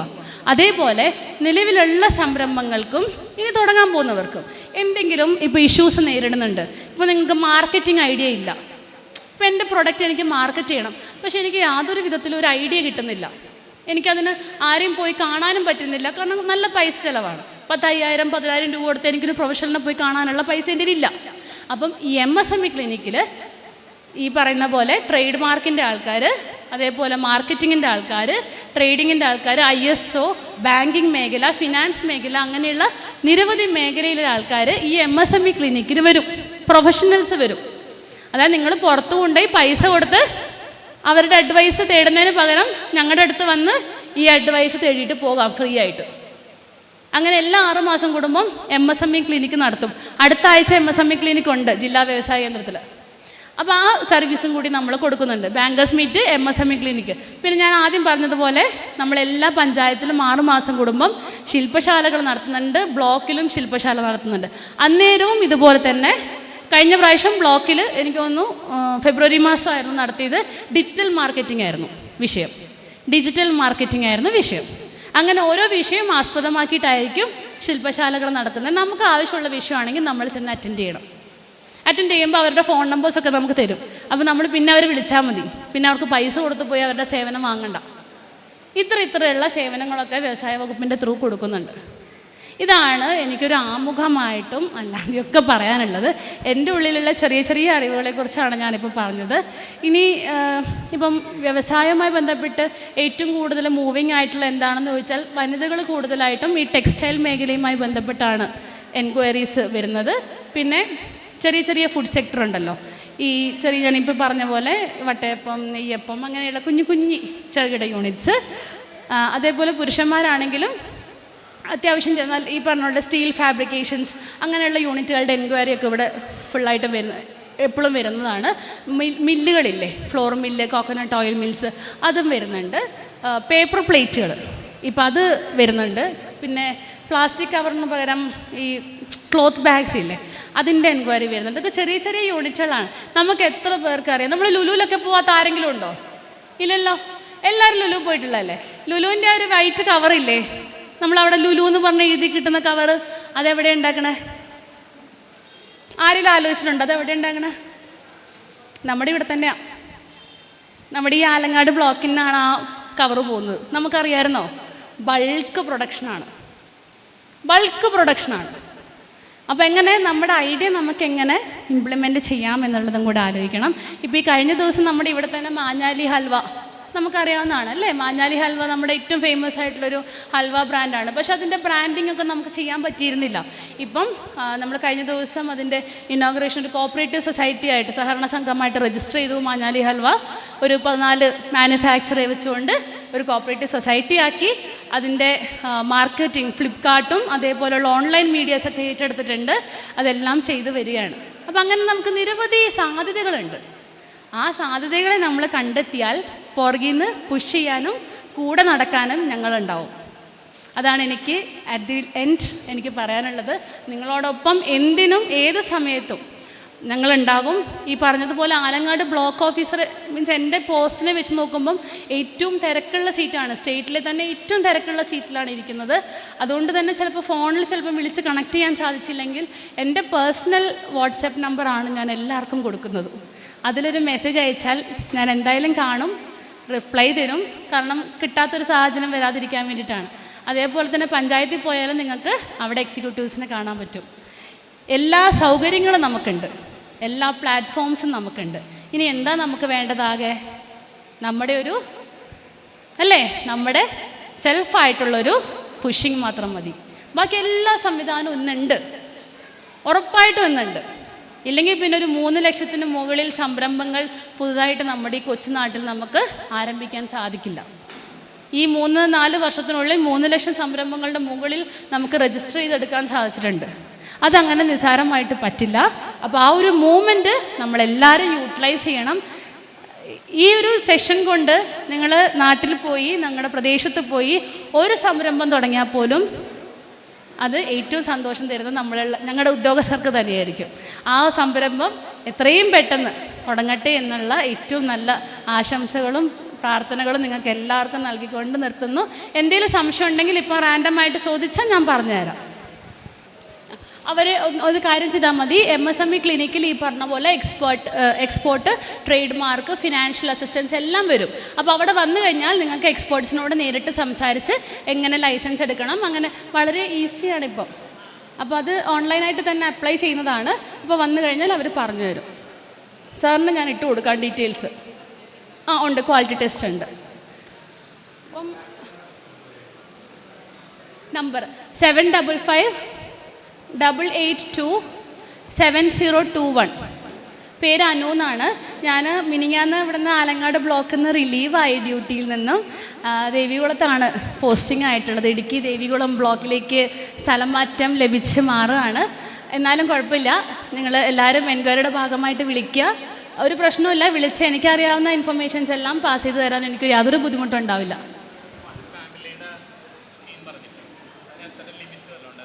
10 lakhs.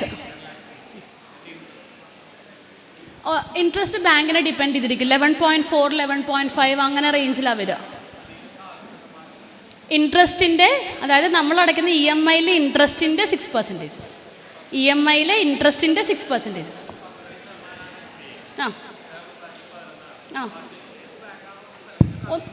അതെ 6%. ആ ബാങ്കിൽ നിങ്ങൾക്ക് ഈ ഒരു EMI പറയില്ലേ, ഏത് ബാങ്കിലാണോ ലോൺ എടുത്തത് ആ ബാങ്കിൽ നിങ്ങളൊരു EMI അടക്കില്ലേ. ഇപ്പോൾ 12,000 അടച്ചെന്ന് വിചാരിക്കുക. ആ 12,000-ൻ്റെ ഇൻട്രസ്റ്റിൻ്റെ 6%. ഇൻട്രസ്റ്റ് തുക സൈഡിലൊരു കോളത്തിൽ ബാങ്ക് എഴുതി തരും. അപ്പോൾ അതിനകത്ത് 6% തുക ഞങ്ങൾക്ക് ടാബ്ലേറ്റ് ചെയ്ത് എഴുതും. എല്ലാ 6 മാസം കൂടുമ്പോൾ അപ്ലൈ ചെയ്യാം, അല്ലെങ്കിൽ ഒരു വർഷം കൂടുമ്പോൾ ഈ 12 മാസത്തെ ഒന്നിച്ച് അപ്ലൈ ചെയ്യാം. ഇവിടെ സർവീസ് ബാങ്ക് എന്ന് പറയുന്നത് സ്റ്റേറ്റ് ബാങ്ക് ഓഫ് ഇന്ത്യ ആണ് നമ്മുടെ സർവീസ് ബാങ്ക്.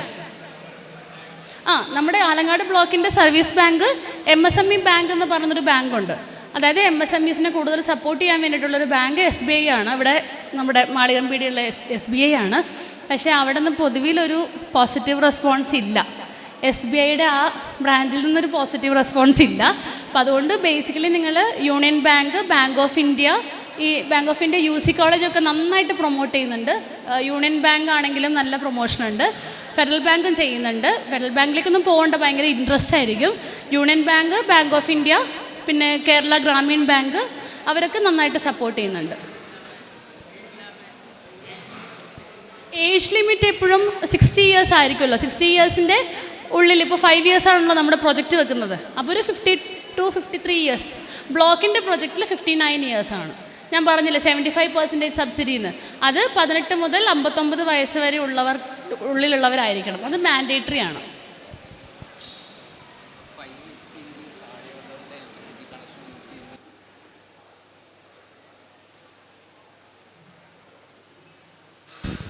ഈ ഇലക്ട്രിസിറ്റിയുമായി ബന്ധപ്പെട്ടൊരു കൺഫ്യൂഷനാണ് ചോദിച്ചത്. വീട്ടിൽ ചെയ്യുമ്പം നമ്മൾ കണക്ഷൻ ഇത് ചെയ്യണമെന്നുള്ളതാണ്, എൻഹാൻസ് ചെയ്യണമെന്നുള്ളതാണ്. അത് KSEBയുമായിട്ട് ബന്ധപ്പെട്ട് നിങ്ങളൊരു ഓൺലൈൻ അപേക്ഷ വെക്കണം. അതായത് KSEBയിൽ ഓൺലൈൻ തന്നെയാണ്. നമ്മളിങ്ങനെ ഒരു സംരംഭം നമ്മുടെ ഇന്ന റൂമിൽ, ഇന്ന നമ്പറിൽ, ഇന്ന റൂമിൽ നമ്മളൊരു സംരംഭം ആരംഭിക്കാൻ ഉദ്ദേശിക്കുന്നുണ്ട്. അപ്പോൾ അവിടെ പവർ എൻഹാൻസ്മെൻറ്റ് വേണമെങ്കിൽ അതും, അല്ല എങ്കിൽ നിലനിർത്തി പോകാനുള്ളൊരു പെർമിഷൻ എപ്പോഴും KSEBയുടെ എടുത്തിരിക്കണം. എന്തോ സ്ലാബ് കൂടും. ഒറ്റ മീറ്ററേ ഉള്ളൂ. മീറ്ററിലൊന്നും നിങ്ങൾക്ക് ഡിഫറൻസ് വരില്ല. അവരതിൻ്റെ സ്ലാബ് കൂട്ടിത്തരും. LLT സ്ലാബിലേക്ക് നിങ്ങൾക്ക് കൂട്ടിത്തരും. കൊമേഴ്ഷ്യൽ തന്നെ ആ രീതിയിൽ തന്നെ ചെയ്തു തരും. അത് KSEBയിൽ ഇൻഫോം ചെയ്യണം കേട്ടോ. കപ്പാസിറ്റി കുറവാണെങ്കിൽ ഇതിൽ തന്നെ ആഡ് ചെയ്ത് പോകും. 5 HP മുകളിൽ ആണെങ്കിൽ മാത്രം KSEBയുമായിട്ട് കണക്ട് ചെയ്യുന്നതിൻ്റെ ഒരു അപേക്ഷ വെച്ച് അവരുടെ ആപ്ലിക്കേഷൻ എടുക്കാവുന്നതാണ്. ഇപ്പോൾ എല്ലാം ഓൺലൈൻ ആയതുകൊണ്ട് നിങ്ങൾക്ക് ബുദ്ധിമുട്ടുണ്ടാവില്ല. ഏതെങ്കിലും അക്ഷയെന്നോ, ഇപ്പോൾ സാറ് പറഞ്ഞ പോലെ ഇതിൻ്റെ സിസ്റ്റം എല്ലാം ഇവിടെ ഒരാളെ അറേഞ്ച് ചെയ്ത് നിങ്ങൾ ചെയ്യുന്നുണ്ടെങ്കിൽ ഏറ്റവും എളുപ്പത്തിന് ഇതൊക്കെ നമുക്ക് ഓൺലൈൻ ചെയ്തെടുക്കാൻ പറ്റും. അപ്പോൾ അതൊക്കെ നല്ല കാര്യമായിട്ടാണ് തോന്നുന്നത്. അപ്പോൾ അതിനൊക്കെ മാക്സിമം യൂട്ടിലൈസ് ചെയ്യാമല്ല.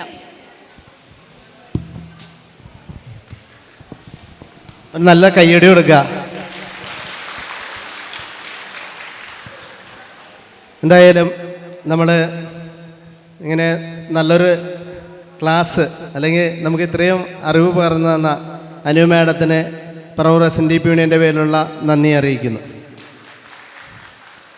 എന്തായാലും നമ്മൾ ഇവിടെ ഞാൻ നേരത്തെ ഒക്കെ പറഞ്ഞ ചില കാര്യങ്ങളുണ്ട്. ഒന്ന്, അതിൻ്റെ തുടർച്ച അനു മാഡം പറഞ്ഞു.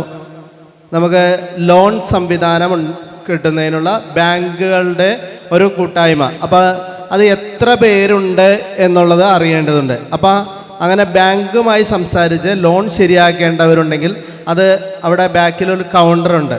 ആ കൗണ്ടറിൽ എഴുതി കൊടുക്കുക, അവരുടെ ലിസ്റ്റ് എഴുതി കൊടുക്കുക. അപ്പോൾ ആ ബാങ്കുമായിട്ട് ഒരു അസോസിയേഷൻ വെക്കുന്ന ദിവസം അവരെ മാത്രം വിളിച്ചാൽ മതി. അപ്പോൾ അതിനു വേണ്ടി അത് ബാങ്കുമായി സംസാരിച്ച് സബ്സിഡി ലോണുകൾ അടക്കമുള്ള കാര്യങ്ങൾ ചെയ്യേണ്ടതുണ്ടെങ്കിൽ അത് ചെയ്യുക. അതോടൊപ്പം തന്നെ നമ്മുടെ പ്രൊജക്റ്റ് റിപ്പോർട്ടുകൾ ഉണ്ടാക്കുന്നതിന് വേണ്ടി, അങ്ങനെ നിങ്ങളുടെ ഐഡിയാസ് ഉണ്ടാക്കുന്നതിന് വേണ്ടി നമ്മളൊരു അസോസിയേറ്റിനെ തന്നെ ഏർപ്പെടുത്തിയിട്ടുണ്ട്. അത് ഈ രീതിയിൽ നമുക്ക് ഒരു ദിവസം അവരെ മാത്രം ഉൾക്കൊള്ളിച്ചുകൊണ്ട് ഒരു മീറ്റിംഗ് നടത്തും. അപ്പോൾ നിങ്ങൾക്ക് പ്രൊജക്റ്റ് റിപ്പോർട്ട് ഉണ്ടാക്കി തരേണ്ടതുണ്ടെങ്കിൽ അതിൻ്റെ ചിലവൊക്കെ യൂണിയൻ തന്നെ വഹിച്ചുകൊണ്ട് ആ പ്രൊജക്റ്റ് റിപ്പോർട്ട് നിങ്ങൾക്ക് ആദ്യം സംരംഭം തുടങ്ങാനുള്ള പ്രൊജക്റ്റ് റിപ്പോർട്ട് ഉണ്ടാക്കി തരും. അപ്പോൾ അതിന് വേണ്ടവർ ആ സെപ്പറേറ്റ് എഴുതി കൊടുക്കണം. പ്രൊജക്റ്റ് ഞങ്ങൾക്ക് വേണ്ടത് ഒന്നിലെ ബാങ്ക് ലോൺ ആവശ്യമുള്ളവർക്ക് ബാങ്ക് ലോണിനെ കുറിച്ചുള്ള ഇത് എഴുതി കൊടുക്കണം. അല്ല പ്രൊജക്റ്റ് റിപ്പോർട്ടാണ് ഉണ്ടാക്കേണ്ടതുണ്ടെങ്കിൽ ആ പ്രൊജക്റ്റ് റിപ്പോർട്ട് ഉണ്ടാക്കേണ്ടത് അത് തൊട്ടടുത്ത ദിവസങ്ങളിൽ അതിന് വേണ്ടുന്ന സൗകര്യങ്ങൾ യൂണിയൻ ചെയ്യും. അത് കഴിഞ്ഞ് മറ്റൊരു കാര്യം പറഞ്ഞത്, യൂണിയൻ നേരത്തെ പറഞ്ഞു ഈ സംരംഭം തുടങ്ങാൻ സ്ഥലം ആവശ്യമായിട്ടുള്ളവർ, പക്ഷേ അവർ വ്യക്തമായ പ്രൊജക്റ്റ് ഉണ്ടാവണം. പറഞ്ഞു ഒരു കാര്യം കൂടെ സൂചിപ്പിക്കുകയാണ് സാർ. ഇപ്പോൾ പറഞ്ഞപ്പോഴാണ് അത് ഓർത്തത്. നമുക്ക് 2 ഏക്കറിൽ കൂടുതൽ ലാൻഡ് പ്രൈവറ്റ് ഏരിയ നമുക്കുണ്ടെങ്കിൽ പ്രൈവറ്റ് ഇൻഡസ്ട്രിയൽ എസ്റ്റേറ്റ് ഗവൺമെൻറ് നമ്മളെ സപ്പോർട്ട് ചെയ്യുന്നുണ്ട്. ആ നമ്മുടെ ഏരിയനെ പ്രൈവറ്റ് ഇൻഡസ്ട്രിയൽ എസ്റ്റേറ്റ് ആക്കി മാറ്റും. എന്നിട്ട് അവിടെ നമുക്ക് സാർ സൂചിപ്പിച്ച പോലെ നമ്മുടെ സംരംഭങ്ങൾ ഡിവൈഡ് ചെയ്ത് കൊടുക്കാവുന്നതും കൂടിയാണ്. അങ്ങനെ ഒരു പ്രൊവിഷനും കൂടി ഇപ്പോൾ ഉണ്ട് കേട്ടോ. നമ്മളെ ഏറ്റെടുത്ത് നടത്തുകയാണ്. അതിൻ്റെ ഒരു ഭാഗം തന്നെയാണ് പറഞ്ഞത്. നമ്മൾ എത്ര പേർക്ക് അങ്ങനെ സ്ഥലം ആവശ്യമുണ്ട് എന്ന് കണ്ടിട്ട് നമ്മളുടെ വലിയ കുടുംബാംഗങ്ങളുടെ കയ്യിൽ ഒരുപാട് സ്ഥലം കിടപ്പുണ്ട്. ആ സ്ഥലത്തെ യൂസ് ചെയ്യാനോ അല്ലെങ്കിൽ നമ്മുടെ സംഘടനകളുടെ തന്നെ സ്ഥലം കിടപ്പുണ്ട്. ആ സ്ഥലം യൂസ് ചെയ്തുകൊണ്ട് പ്രൈവറ്റ് ഇൻഡസ്ട്രിയൽ ഏരിയ ആക്കി മാറ്റിക്കൊണ്ട് നിങ്ങൾക്ക് അതിനുള്ള പ്രൊവിഷൻ തരുവാണ്. അപ്പോൾ അങ്ങനെ രജിസ്റ്റർ ചെയ്യേണ്ടവർക്ക് അങ്ങനെ രജിസ്റ്റർ ചെയ്യാം. ഞങ്ങൾക്ക് ബിസിനസ് തുടങ്ങാൻ സ്ഥലമാണ് ആവശ്യം എന്നുള്ള രീതിയിൽ രജിസ്റ്റർ ചെയ്യുക. അപ്പോൾ അല്ല ഞങ്ങൾക്കൊരു ചെറിയ കട മതി എന്നുണ്ടെങ്കിൽ ആ രീതിയിൽ രജിസ്റ്റർ ചെയ്താൽ മതി. ഒരു ഇൻഡസ്ട്രിയൽ ഏരിയ ആണ് ആവശ്യമെങ്കിൽ അത്, അല്ല ഒരു കട ആണ് ആവശ്യമെങ്കിൽ അത്. ഇതിനൊക്കെ അപ്പുറം ഞാൻ പറഞ്ഞു, ബിസിനസ്സിനെ കുറിച്ച് പഠിക്കാൻ അല്ലെങ്കിൽ സംരംഭത്തെക്കുറിച്ച് പഠിക്കാൻ നിങ്ങൾക്ക് ആഗ്രഹമുണ്ടെങ്കിൽ നമ്മുടെ കില, ഞാൻ മനസ്സിലാക്കുന്നത് നമ്മുടെ എറണാകുളം ജില്ലയുടെ കില ഇരിക്കുന്നത് കൊട്ടാരക്കരയാണ് അല്ലേ? കൊട്ടാരക്കര ഏതാണ്ട് 5 ദിവസം അവിടെ നിന്ന് അത് ആ സംരംഭത്തെക്കുറിച്ച് പഠിക്കാനുള്ള മുഴുവൻ ചെലവും അത് ഗവൺമെൻറ് മുഖാന്തരം തന്നെയാണ് മുഴുവൻ ചെലവും വഹിച്ചുകൊണ്ട് അവിടെ പോയി പഠിക്കാനുള്ള സൗകര്യം ഒരുക്കി തരും. അങ്ങനെ വേണ്ടവർക്ക് കിലയിൽ പോയി ആ സംരംഭകത്തെക്കുറിച്ച് പഠിക്കാൻ ആഗ്രഹമുള്ളവർക്ക് അത് ആ രീതിയിൽ എഴുതി കൊടുക്കണം. അപ്പോൾ ഏതാണോ ആവശ്യം ആ രീതിയിൽ എഴുതി കൊടുക്കുന്ന അനുസരിച്ച് അതാത് കാറ്റഗറി ആൾക്കാരെ വിളിച്ചുകൊണ്ട് ഇതിൻ്റെ തുടർ ഫോളോ അപ്പ് ഉണ്ടാവും. ഇത് ഇവിടെ നിർത്തുകയല്ല, ഇത് ഒരു പ്രഥമ മീറ്റിംഗ് ആണ്. ഇതിൽ നിങ്ങൾ എന്താണോ ആഗ്രഹിക്കുന്നത്, ഇനിയിപ്പോൾ ഇവിടെ വരാത്തവരുണ്ട്, നിങ്ങൾ പറഞ്ഞ അവരെയും കൂടി നിങ്ങളുടെ കൂടെ ചേർത്തുകൊണ്ട് ഇതിനകത്ത് ചെയ്യണമെങ്കിൽ അവരുടെ പേരും ഡീറ്റെയിലും കൂടി എഴുതി കൊടുത്തുകൊണ്ട് പോകണം. അപ്പോൾ അടുത്ത ദിവസം ഓരോ കാറ്റഗറൈസ് ചെയ്ത് വിളിച്ചിട്ട് നിങ്ങൾക്ക് ആവശ്യം എന്താണോ അത് നടത്തും. അതാണ് ഇതുമായി ബന്ധപ്പെട്ട് പറയാനുള്ളത്. അതുകൂടാതെ 1-2 പേര് ഇപ്പോൾ ഒരു പയ്യനുണ്ട്, തത്തപ്പള്ളിയിൽ നിന്ന് വന്നിരിക്കുന്ന ആളുണ്ടായിരുന്നല്ലോ, ഉണ്ടോ തത്തപ്പള്ളിയിൽ നിന്ന്? അപ്പോൾ 1-2 പേര് സംരംഭകത്തിൻ്റെ കാര്യങ്ങളൊക്കെ പറയാൻ വേണ്ടി വന്നിട്ടുണ്ട്. അവരുമായിട്ട് നിങ്ങൾക്ക് പേഴ്സണൽ സംസാരിക്കാം. അപ്പോൾ അത് സംസാരിക്കാൻ കഴിയും. ഇത് കൂടാതെ നിങ്ങൾക്ക് നിങ്ങളുടെ കയ്യിലൊരു പ്രൊഡക്റ്റ് ഉണ്ട്, ആ പ്രൊഡക്റ്റ് വിൽക്കാനൊരു സ്ഥലം ആവശ്യമുണ്ടെങ്കിൽ, അതിൻ്റെ ആൾ ഇവിടെ ഇരിപ്പുണ്ട്, വിൽക്കാനൊരു സ്ഥലം ആവശ്യമുണ്ടെങ്കിൽ അതിനുള്ള സംവിധാനം ഉണ്ടാക്കി തരും. 2 മിനിറ്റ് സംസാരിക്കണ്ട അതിനെക്കുറിച്ച്, അതിനെക്കുറിച്ച് അതിൻ്റെ കാര്യങ്ങളെക്കുറിച്ച് ഒരു 2 മിനിറ്റ് കൊണ്ടൊന്ന് വേഗം സംസാരിക്കും. എല്ലാവർക്കും നമസ്കാരം. എൻ്റെ പേര് വിമൽ എന്നാണ്, വിമൽ വിജയൻ എന്നാണ് ഫുൾ നെയിം. അപ്പോൾ ഞങ്ങൾ ഗ്രാമോദ്योग ബസാർ എന്നുള്ളൊരു പ്രൊജക്റ്റാണ് ഞങ്ങൾ ഇൻട്രൊഡ്യൂസ് ചെയ്യുന്നത്. ഇതിൽ ഞങ്ങൾ ഉദ്ദേശിക്കുന്നത്, ഇപ്പോൾ നമ്മൾ സംരംഭം തുടങ്ങുന്നതിനെ കുറിച്ചിട്ട് ഒരുപാട് കാര്യങ്ങൾ പറഞ്ഞു. എന്ത് സംരംഭം തുടങ്ങണമെന്ന് അറിയാൻ പാടില്ല എന്നുണ്ടെങ്കിൽ ആ സംരംഭങ്ങളുടെ ലിസ്റ്റ് നമുക്ക് തരാം. ഇപ്പോൾ ഇതുപോലെ സർക്കാർ പദ്ധതികൾ നമുക്ക് ഉപയോഗപ്പെടുത്തിയിട്ട് നമുക്ക് സംരംഭങ്ങൾ തുടങ്ങാനായിട്ട് ഞങ്ങൾ കൂടെ നിൽക്കാം. ഇത് ചെയ്താൽ മാത്രം പോരാ, ഈ പ്രൊഡക്റ്റുകൾ വിറ്റ് പോകണം. അപ്പോൾ വിറ്റ് പോകാനായിട്ട് സഹായിക്കുന്ന ഒരു പ്ലാറ്റ്ഫോം റെഡിയാക്കി തരാം. ഇത് വിറ്റ് പോയാൽ മാത്രം പോരാ, ഇത് കടം പോവരുത്. കടം പോയാൽ തീർന്നു. അപ്പോൾ കടം പോകാണ്ടിരിക്കാനുള്ള ഒരു സംവിധാനം കൂടി നമ്മൾ അതിനകത്ത് ചെയ്യണം. അപ്പോൾ അതും കൂടെ ഉൾപ്പെടുത്തിയിട്ടുള്ള ഒരു ടോട്ടൽ ഗൈഡൻസ് ആണ് ഗ്രാമോദ്योग ബസാർ എന്നുള്ള പ്രോജക്റ്റ് കൊണ്ട് ഞങ്ങൾ ഉദ്ദേശിക്കുന്നത്. അപ്പോൾ ഇതിനെക്കുറിച്ച് എന്തെങ്കിലും കൂടുതൽ ഡീറ്റെയിൽസ് രജിസ്റ്റർ ചെയ്യുന്ന സമയത്ത് ചോദിച്ചിട്ടുണ്ടെങ്കിൽ നമ്മളുടെ ഡീറ്റെയിൽസ് തരും. ഞങ്ങൾ അതാത് ഏരിയയിൽ വന്നിട്ട് ഈ പറഞ്ഞ കാര്യങ്ങളെല്ലാം എങ്ങനെയാണ് ഞങ്ങൾ ഉദ്ദേശിക്കുന്നത്, അതിൻ്റെ നിബന്ധനകൾ എന്താണ്, മറ്റു കാര്യങ്ങളെല്ലാം കൃത്യമായിട്ട് പറഞ്ഞു തരാം. പറഞ്ഞത് മനസ്സിലായി എന്ന് വിശ്വസിക്കുന്നു.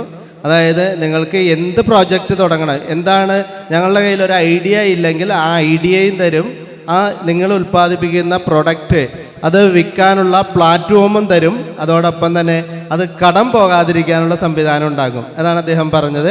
അദ്ദേഹത്തിന് ഒരു കൗണ്ടറിലുണ്ടാവും. അപ്പോൾ അദ്ദേഹത്തോട് സംസാരിക്കേണ്ടവർക്ക് അങ്ങനെ സംസാരിക്കാം. അതോടൊപ്പം തന്നെ മറ്റൊരു പ്രധാനപ്പെട്ട കാര്യം, നമ്മൾ ഈ കേരളത്തിലെ തന്നെ ലീഡിങ് കമ്പനികളുമായിട്ട് സംസാരിച്ചിട്ടുണ്ട്. അപ്പോൾ നിങ്ങൾക്ക് ഇങ്ങനൊരു സംരംഭം തുടങ്ങാനോ ഇതിനൊന്നും ഇനി പറ്റില്ല എങ്കിലും, പക്ഷേ എനിക്കൊരു സംരംഭകരാവണം, എനിക്കൊരു പുതിയ പ്രൊഡക്റ്റൊക്കെ കണ്ടെത്തി അത് ബ്രാൻഡ് ചെയ്തൊന്നും കഴിയില്ല എന്നുള്ളത് ലീഡിങ് കമ്പനികളുമായിട്ട് സംസാരിച്ചിട്ടുണ്ട്. അപ്പോൾ ആ ലീഡിങ് കമ്പനികളുടെ ഏജൻസികൾ എടുക്കേണ്ടതുണ്ടെങ്കിൽ നിങ്ങൾ ആഗ്രഹിക്കുന്ന സെക്ടർ ഏതാണെന്ന് വെച്ചാൽ ആ സെക്ടർ ഏത് വിഭാഗത്തിൽപ്പെട്ടാണ്, ഇപ്പോൾ വസ്ത്രമാണെങ്കിൽ വസ്ത്രം, ഫുഡാണെങ്കിൽ ഫുഡ്, ആ രീതിയിൽ നിങ്ങളത് രജിസ്റ്റർ ചെയ്യുകയാണെങ്കിൽ ആ രീതിയിലുള്ള കമ്പനികളെ ക്ഷണിച്ചുകൊണ്ടുള്ള ഒരു മീറ്റ് കൂടി നടക്കുന്നുണ്ട്. അപ്പോൾ അതിൻ്റെ ഡീലർഷിപ്പ് എടുക്കാൻ കഴിയും. ആ ഡീലർഷിപ്പ് എടുക്കുമ്പോൾ യൂണിയൻ നൽകുന്ന ഒരു ഉറപ്പ്, ആദ്യം നിങ്ങൾ ഇൻവെസ്റ്റ് ചെയ്യാതെ അവരിൽ നിന്ന് ആ പ്രൊഡക്റ്റ് ഒരു 1-2 പ്രാവശ്യം ആദ്യത്തെ സംരംഭം അത് സ്റ്റാർട്ട് ചെയ്യുന്നതിനുള്ള സഹായം യൂണിയൻ ചെയ്തു തരും. ഇത്രയും കാര്യങ്ങളാണ് യൂണിയനുമായി ബന്ധപ്പെട്ട് ചെയ്തു തരാൻ കഴിയുന്നത്. ഇതുമായി ബന്ധപ്പെട്ട് എന്തെങ്കിലും ചോദിക്കാൻ പറഞ്ഞോളൂ. പക്ഷേ ഇതൊക്കെ നിങ്ങൾ രജിസ്റ്റർ ചെയ്യുന്നതനുസരിച്ച് നമ്മൾ ചെയ്തു തരും. എന്തെങ്കിലും ഉണ്ടോ ചോദിക്കാൻ?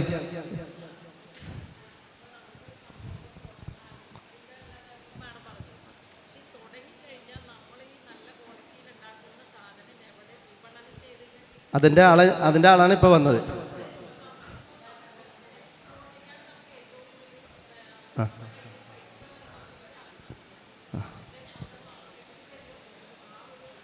ഇപ്പം ഞാനിപ്പോൾ ഇതുമായി ബന്ധപ്പെട്ട് ചെയ്ത 1-2 കാര്യത്തെക്കുറിച്ച് ഒന്ന് പറഞ്ഞോട്ടെ. ഇപ്പം മാഡം പറഞ്ഞ ഒരു കാര്യം ഞാൻ ആദ്യം ഭക്ഷണം കഴിക്കാൻ പോയപ്പോൾ ആ ഭക്ഷണം കഴിച്ചുകൊണ്ടിരിക്കുമ്പോൾ കേട്ടതാണ്, നമ്മുടെ നാട്ടിലാണ് ഈ സുലഭമായി കിട്ടുന്ന കപ്പ പൊടിച്ചിട്ട്, ഈ കപ്പ പൊടിച്ചിട്ട് അത് ചെറിയ ബോൾസാക്കി എക്സ്പോർട്ട് ചെയ്യുന്ന ഒരു കമ്പനി നമ്മുടെ നാട്ടിലുണ്ടെന്ന് പറഞ്ഞു. ഞാൻ അതിനെക്കുറിച്ചൊന്ന് പഠിച്ചിട്ടുണ്ട്. അത് വളരെ വലിയ പ്രോഫിറ്റിൽ പോകുന്ന ഒരു കമ്പനിയാണ്. വലിയ പ്രോഫിറ്റിൽ, നമ്മൾ ഉദ്ദേശിക്കുന്ന രീതിയിലല്ല. ഇപ്പം എൻ്റെ സുഹൃത്ത് ഒരാൾ ഒരു പുതിയ ബിസിനസ്, ഞാൻ ബിസിനസ്സിൻ്റെ ഒരു ഐഡിയ എന്നുള്ള നിലയിലാണ് പറയുന്നത്, ചെയ്യുന്നൊരു പരിപാടിയാണ് മാഡം. അവർ സവാള എവിടെയോ പോയി എടുത്തുകൊണ്ട് വന്നുകൊണ്ട് ഈ സവാള വലിയ മെഷീനിലിട്ടത്, ഇപ്പോൾ ഇവിടെ കണ്ടിരുന്നു ഞാൻ ആ മെഷീനിലിട്ട് അരിഞ്ഞിട്ട് ഇത് ഡ്രയറിൽ കയറ്റി ഡ്രൈ ചെയ്ത് ബ്രാൻഡ് ചെയ്ത് അവർ സവാളയും തക്കാളിയും വിൽക്കുന്ന, സവാളയും തക്കാളിയും. അപ്പം ഞാൻ ചോദിച്ചു ഇത് വിജയിക്കുമോ എന്ന് ചോദിച്ചു. അപ്പോൾ പറഞ്ഞു ഈ സ്ത്രീകളെ മടിയന്മാരാക്കുക എന്നുള്ളതാണ് ഞങ്ങളുടെ ഏറ്റവും വലിയ ലക്ഷ്യം എന്ന് പറഞ്ഞു. അപ്പോൾ എന്താണ്, ഈ സ്ത്രീകൾക്ക് ഏറ്റവും മടിയുള്ള കാര്യമാണ് ഈ സവാള തൊണ്ട് വിളിച്ചിട്ട് ഇത് കട്ട് ചെയ്ത് പിന്നെ അത് സവാള ഇടുന്നത്. ശരി, ഇത് കണ്ണിലൊക്കെ പോകും, പിന്നെ ബാക്കിയുള്ള ഇതിൽ വെക്കണം. അപ്പോൾ സത്യത്തിൽ അവർ, എനിക്ക് തോന്നുന്നത് ഇവിടുത്തെ മാർക്കറ്റിൻ്റെ ഒരു 2% അവരുടെ കയ്യിലാക്കിയിട്ടുണ്ടെന്നാണ്. അപ്പോൾ 2% എന്ന് പറയുമ്പോൾ നിങ്ങൾ വിചാരിക്കും ചെറിയ ബിസിനസ്സാണ്, അപ്പോൾ കോടികളുടെ ബിസിനസ്സാണ്. ഈ 2% എന്ന് പറയുന്നത് കോടികളുടെ ബിസിനസ്സാണ്. പക്ഷേ അതൊക്കെ വലിയ ഗ്രോത്തുള്ള, നമ്മൾ ചിന്തിക്കാൻ കഴിയുന്നതിനപ്പുറം. അതായത് സിബ് തുറക്കുക, സവാള, ഈ ഡ്രൈ ആയിട്ടുള്ള സവാളയും ആ തക്കാളിയും എടുത്ത് ആ സാമ്പാറിലോട്ടോ ഇതിലോട്ടോ ഇടുക എന്നുള്ളതാണ്. അപ്പോൾ ആ രീതിയിൽ അതൊരു വലിയ സംരംഭമാണ്. അപ്പം ഞാൻ അതിൻ്റെ ഒരു ഐഡിയ പറഞ്ഞാണ്. ആ രീതിയിൽ നിറയെ സംരംഭങ്ങളുണ്ട് നമ്മൾ ആഗ്രഹിക്കാത്ത. ഇപ്പം നമ്മുടെ തൊട്ടടുത്ത് കിട്ടുന്ന പൈനാപ്പിൾ, ആ പൈനാപ്പിൾ വെച്ചുകൊണ്ട് ജാം അടക്കമുള്ള സാധനം ഉണ്ടാക്കാൻ നമുക്ക് സാധിക്കും. അല്ലെങ്കിൽ നമുക്ക് അതിന് മുന്നിൽ ഇല്ല, നമ്മുടെ നാട്ടിൽ വെറുതെ കാക്ക കൊത്തിക്കളയുന്ന ചക്ക വെച്ച് വലിയ വലിയ പ്രോഡക്റ്റ് ഉണ്ടാക്കാൻ പറ്റും. അതായത് എക്സ്പോർട്ട് ക്വാളിറ്റി എന്ന് പറഞ്ഞുകൊണ്ട് എക്സ്പോർട്ട് ആവുന്ന ഏറ്റവും വലിയ പ്രൊഡക്റ്റാണ് ചക്കയുമായി ബന്ധപ്പെടുന്ന സാധനം. വേണ്ട, ഇതൊന്നും വേണ്ട. നമ്മളൊക്കെ പറവൂർക്കാരാണ്. പറവൂർ എന്ന് വെച്ചാൽ ഈ കായലും കടലും ഒക്കെ ആയിട്ട് ചേർന്ന് നിൽക്കുന്ന ആൾക്കാർ. അപ്പൊ നമ്മുടെ നാട്ടിൽ കിട്ടുന്ന ചെമ്മീൻ, ഉണക്ക ചെമ്മീനായിട്ട് അത് ഡ്രയറിലിട്ട് ഉണക്കി, നമ്മുടെ പാടത്തിട്ട് കാക്ക കൊത്തിയിട്ട് ഉണക്കണ ചെമ്മീനല്ല, ഡ്രയറിലിട്ട് ഒരേ സൈസിലുള്ള ചെമ്മീൻ ഉണക്കി അത് നല്ല വർണ്ണക്കടലാസുള്ള പേപ്പറിൽ അല്ല പാക്കറ്റിൽ ബ്രാൻഡ് ചെയ്ത് നല്ല പേരിട്ട് അത് ഈ എക്സ്പോർട്ട് ഒന്നും ചെയ്യണ്ട, എക്സ്പോർട്ട് ചെയ്യാനുള്ളത് ഉണ്ടാവില്ല. അതായത് അത്രയും സാധനം നമുക്ക് കിട്ടില്ല. കേരളത്തിൽ തന്നെ വിൽക്കാൻ വലിയ മാർക്കറ്റുണ്ട്. അത് ഇടുക്കി മാതിരിയുള്ള, ഇപ്പൊ മാഡം പോകുന്ന ഇടുക്കിക്കാണ്, ആ സ്ഥലത്തോട്ട് അവിടെയൊക്കെ ഇതിന് വലിയ മാർക്കറ്റാണ്. അവിടെ ഒന്നും വെച്ച് കിട്ടാനില്ല. അപ്പൊ ആ രീതിയിൽ ഒരുപാട് സംരംഭങ്ങൾ തുടങ്ങാൻ കഴിയും. ഞാൻ ഇതിന്റെ ഒരു ഐഡിയക്ക് വേണ്ടി ഒന്ന് പറഞ്ഞു തന്നു മാത്രം. വേണ്ട, ക്ലീനിങ് പ്രൊഡക്ട്സ് ഇത്ര കിട്ടിയാലും മതിയാവാത്ത ഇവിടെ വലിയ കമ്പനികളൊക്കെ ഉണ്ട്. ക്ലീനിങ് പ്രൊഡക്ട്സ്, അതിന് വലിയ സാധ്യതകളുള്ള സംവിധാനം. അതേമാതിരി എന്ത് സാധനവും ഡ്രൈ ചെയ്ത് പൗഡർ ആക്കുന്നത്. ഇപ്പൊ ഞാൻ അഗ്രോ ഇൻഡസ്ട്രിയൽ പാർക്ക് എന്ന് പറഞ്ഞ പിറവത്തൊരു യൂണിറ്റ് ഉണ്ട്. അത് ഇതേമാതിരി പ്രൈവറ്റ് ഇൻഡസ്ട്രീസ് പഠിപ്പിക്കുന്ന ഒരു സ്ഥാപനം. എൻ്റെ സുഹൃത്തു കൂടിയാണ് അതിൻ്റെ ഓണർ. അപ്പൊ ഞാൻ അദ്ദേഹം രാജേഷ് നെടുമ്പൂർ. അപ്പൊ ഞാൻ അവിടെ ചെന്ന് ഒരു സാധനം ഉണ്ടാക്കുന്നു. ഞാൻ അതിശയിച്ചു പോയി. അതായത് നമ്മുടെ തേങ്ങ കൊത്തിയിട്ട് തേങ്ങ നൈസായിട്ട് ഇങ്ങനെ കൊത്തിയെടുക്കും.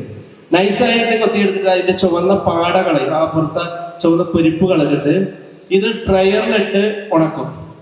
ഡ്രയറിലിട്ട് ഉണക്കിയിട്ട് ഇത് ഞാൻ നോക്കിപ്പോയി അതിൻ്റെ ഒരു വിപണന സാധ്യത അവർ എക്സ്പോർട്ട് ചെയ്യാണ്. അവർ എക്സ്പോർട്ട് ചെയ്യുന്നുണ്ട്. ഈ ഗുജറാത്തി ഫുഡിലോട്ട് ഏറ്റവും പ്രധാനപ്പെട്ട ഒരു സാധനമാണിത്. ഗുജറാത്തി ഫുഡിൽ ഉപയോഗിക്കുന്ന ഏറ്റവും പ്രധാനപ്പെട്ട കണ്ടന്റാണ് ഈ നൈസായിട്ട്. പക്ഷെ ഇതിനൊക്കെ അപ്പുറം അതിനൊരു വിപണന സാധനം. ഞാനൊരു 2 പാക്കറ്റ് എടുത്തുകൊണ്ട് വന്നത് എന്തിനാണെന്നാണ്, നമ്മുടെ പിള്ളേർ ഈ ലെയ്സ് തിന്നോട്ട് നമുക്ക് തിന്നുകൊണ്ട് നടക്കാൻ കഴിയും. ഭയങ്കര ടേസ്റ്റി. അത് ഒരു കണ്ടന്റും ചേർക്കാതെ വളരെ നൈസായിട്ട് അരിഞ്ഞ തേങ്ങ, അത് നമ്മൾ പണ്ട് കൊപ്രയൊക്കെ തിന്നൂലായിരുന്നു, അതിൻ്റെയൊക്കെ മധുരമായിട്ടുള്ള സ്വാദോടു കൂടിയാണ്. അപ്പം അങ്ങനെ ഈ നാട്ടിൽ എന്തിനും സാധ്യതയുണ്ട്. പ്രത്യേകിച്ച് നമ്മൾ കണ്ടെയ്നർ ടെർമിനലും മറ്റേതും ഒക്കെയുള്ള കാലഘട്ടത്തിൽ ഇതിനൊക്കെ ആവശ്യക്കാരുണ്ട്. അപ്പോൾ തീർച്ചയായിട്ടും അങ്ങനത്തെ എന്തെങ്കിലും കാര്യമുണ്ട്. ഈ മാഡം പറഞ്ഞ പോലെ ഇത്രയും വിശാലമായിട്ടാണെങ്കിലും ചെറിയ കാര്യങ്ങളൊക്കെ പറഞ്ഞു തരാൻ ഞങ്ങളെ കൊണ്ട് സാധിക്കും. അപ്പോൾ തീർച്ചയായും നിങ്ങൾ ആ കാര്യങ്ങൾക്കൊക്കെ അതല്ല കൂടുതൽ ഇങ്ങനത്തെ എന്താണ് തുടങ്ങേണ്ടത് എന്നുള്ളത്, അപ്പോൾ ആ രീതിയിൽ ഒരുപാട് കാര്യങ്ങൾ നമുക്ക് ചെയ്യാൻ കഴിയും. പ്രത്യേകിച്ച് നമുക്ക് ചീത്തയായി പോകാത്ത എന്ത് സാധനത്തെക്കുറിച്ചും ചിന്തിക്കുക എന്നുള്ളതാണ്. അതായത് ദൈനംദിനം ഇപ്പം ചെയ്യുന്നതിനാണ് നമുക്ക് റിസ്ക് കൂടുതൽ.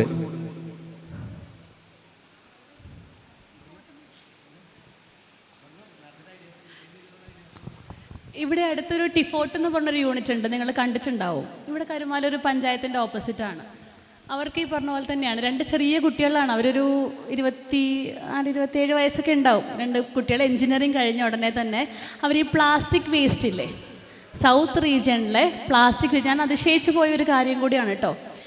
പ്ലാസ്റ്റിക് വേസ്റ്റ് ഈ ഹരിതകർമ്മസേന പിക്ക് ചെയ്യുന്ന പ്ലാസ്റ്റിക് വേസ്റ്റ് ഇവർ കൊണ്ടുവരും. അപ്പോൾ ഹരിതകർമ്മസേനയുടെ പ്ലാസ്റ്റിക് വേസ്റ്റ് ആയതുകൊണ്ട് തന്നെ ഗവൺമെൻറ്റിൻ്റെ സബ്സിഡി ഉണ്ട് അതിനകത്ത്. അത് കൊണ്ടുവന്ന് അതിനെ സെഗ്രിഗേറ്റ് ചെയ്യും. എന്താണ് സെഗ്രിഗേറ്റ് ചെയ്യുക? തരംതിരിക്കും. തരംതിരിച്ചിട്ട് ഇത് ബെയിൽ ചെയ്യും. ഒരു ബെയിലിംഗ് മെഷീൻ കൊണ്ട് ഈ പ്ലാസ്റ്റിക്സിനെ ബെയിൽ ചെയ്ത് ഇങ്ങനെ ഒരു സ്ക്വയർ പോലെ ആക്കിയെടുക്കും. ഈ സാധനം ഗുജറാത്തിലേക്കും ഉത്തർപ്രദേശിലൊക്കെ കയറ്റി വിടുകയാണ്. അവിടെ ഫർണിച്ചർ ഉണ്ടാക്കാൻ ഈ സാധനം ഉപയോഗിക്കുന്നുണ്ട്. കോടികളുടെ ബിസിനസ്സാണ്. നമുക്കത് അത് പറയാൻ പറ്റില്ല, അത്രയും കോടികളുടെ ബിസിനസ്സാണ്. അവർ കണ്ണൂർ ഇപ്പം വീണ്ടും എക്സ്പാൻഷൻ തുടങ്ങിയിട്ടുണ്ട്. 3 വർഷം 4 വർഷം കണ്ട് ആയിട്ടുള്ളൂ അവർ സ്ഥാപനം തുടങ്ങിയിട്ട്. ഈ ഐഡിയ എത്ര പേരുടെ മനസ്സിൽ വരും? ചെറിയ കുട്ടികളാണ് അവർ, എഞ്ചിനീയറിംഗ് കഴിഞ്ഞ് അപ്പം തന്നെ ഒരു പുതിയ സ്റ്റാർട്ടപ്പ് തുടങ്ങിയതാണ്. ഇതൊക്കെയാണ് ഐഡിയാസ് എന്ന് പറയുന്നത്. ഇപ്പോൾ ചെറുതാണെങ്കിലും എൻ്റെ ഫാമിലിയിൽ എൻ്റെ വൈഫ് ഒരു ചെറിയ ബിസിനസ് ചെയ്തിട്ടുണ്ട്. ഞാൻ അതിനെക്കുറിച്ച് പറയാൻ ആഗ്രഹിക്കുന്നു. വേറെ ഒന്നുമല്ല, സ്ത്രീകളൊക്കെ പുറത്തോട്ട് പോകുമ്പോൾ ഏറ്റവും കൂടുതൽ അഭിമാനിക്കുന്നത് വേറെ ടോയ്ലറ്റിൽ ചെല്ലുമ്പോൾ ആ ടോയ്ലറ്റിൽ പോയി ഇരിക്കാനുള്ളൊരു മടിയുണ്ട്. എന്ന് വെച്ച് കഴിഞ്ഞാൽ വേറെ ആരെങ്കിലും ഉപയോഗിച്ച അല്ലെങ്കിൽ പബ്ലിക് ടോയ്ലറ്റിൽ. അപ്പോൾ അങ്ങനെ ഉപയോഗിക്കാൻ പറ്റുന്ന പെൻസിൽ പേന മാതിരി ഉപയോഗിച്ച് നമ്മുടെ കയ്യിൽ കൊണ്ടു നടക്കാൻ കഴിയുന്ന ടോയ്ലറ്റ് സാനിറ്റൈസർ ഉണ്ട്. ആ ടോയ്ലറ്റ് സാനിറ്റൈസർ എക്സ്പോർട്ട് ചെയ്തിട്ട് അത് പാക്ക് ചെയ്ത് ബ്രാൻഡ് ചെയ്ത് ചെയ്യുന്നുണ്ട്. അപ്പോൾ അതിൻ്റെ ഗുണമെന്ന് വെച്ച് കഴിഞ്ഞാൽ അതിങ്ങനെ സ്പ്രേ അടിച്ച് 10 സെക്കൻഡ് കഴിഞ്ഞാൽ നമുക്കത് സേഫ്റ്റി ആയിട്ട് ഉപയോഗിക്കാം. അപ്പോൾ ആ രീതിയിൽ ചെയ്യുന്നുണ്ട്. അങ്ങനെ നമുക്ക് ചെയ്യാൻ കഴിയുന്ന ഒരുപാട് മേഖലകളുണ്ട്. പക്ഷേ അത് എന്താണെന്ന് കണ്ടെത്തുക എന്നുള്ളതാണ് നമ്മുടെ പണി. അത് കണ്ടെത്താൻ നിങ്ങൾക്ക് സാധിച്ചില്ലെങ്കിൽ അത് കണ്ടെത്താൻ കഴിയുന്നവരുടെ സഹായം തരിക എന്നുള്ളതാണ് നമ്മുടെ യൂണിയൻ്റെ ഇത്. അതിന് പറ്റുന്ന എക്സ്പെർട്ടുകളായിട്ടുള്ള ആൾക്കാരൊക്കെ ഇവിടെ ഇരിപ്പുണ്ട്. സംഗീത് സാറ് നേരത്തെ നമ്മുടെ വിദ്യാഭ്യാസ കാര്യങ്ങളെക്കുറിച്ച് സംസാരിച്ച സംഗീത് സാറ് 2 വാക്ക് പറയുന്നുണ്ടോ ഇതിനെക്കുറിച്ച്? അത് പറയാ. പിന്നെ ഇവിടെ ബിസിനസ്സിൽ വിജയിച്ച ആൾക്കാരൊക്കെ ഉണ്ട്. അപ്പോൾ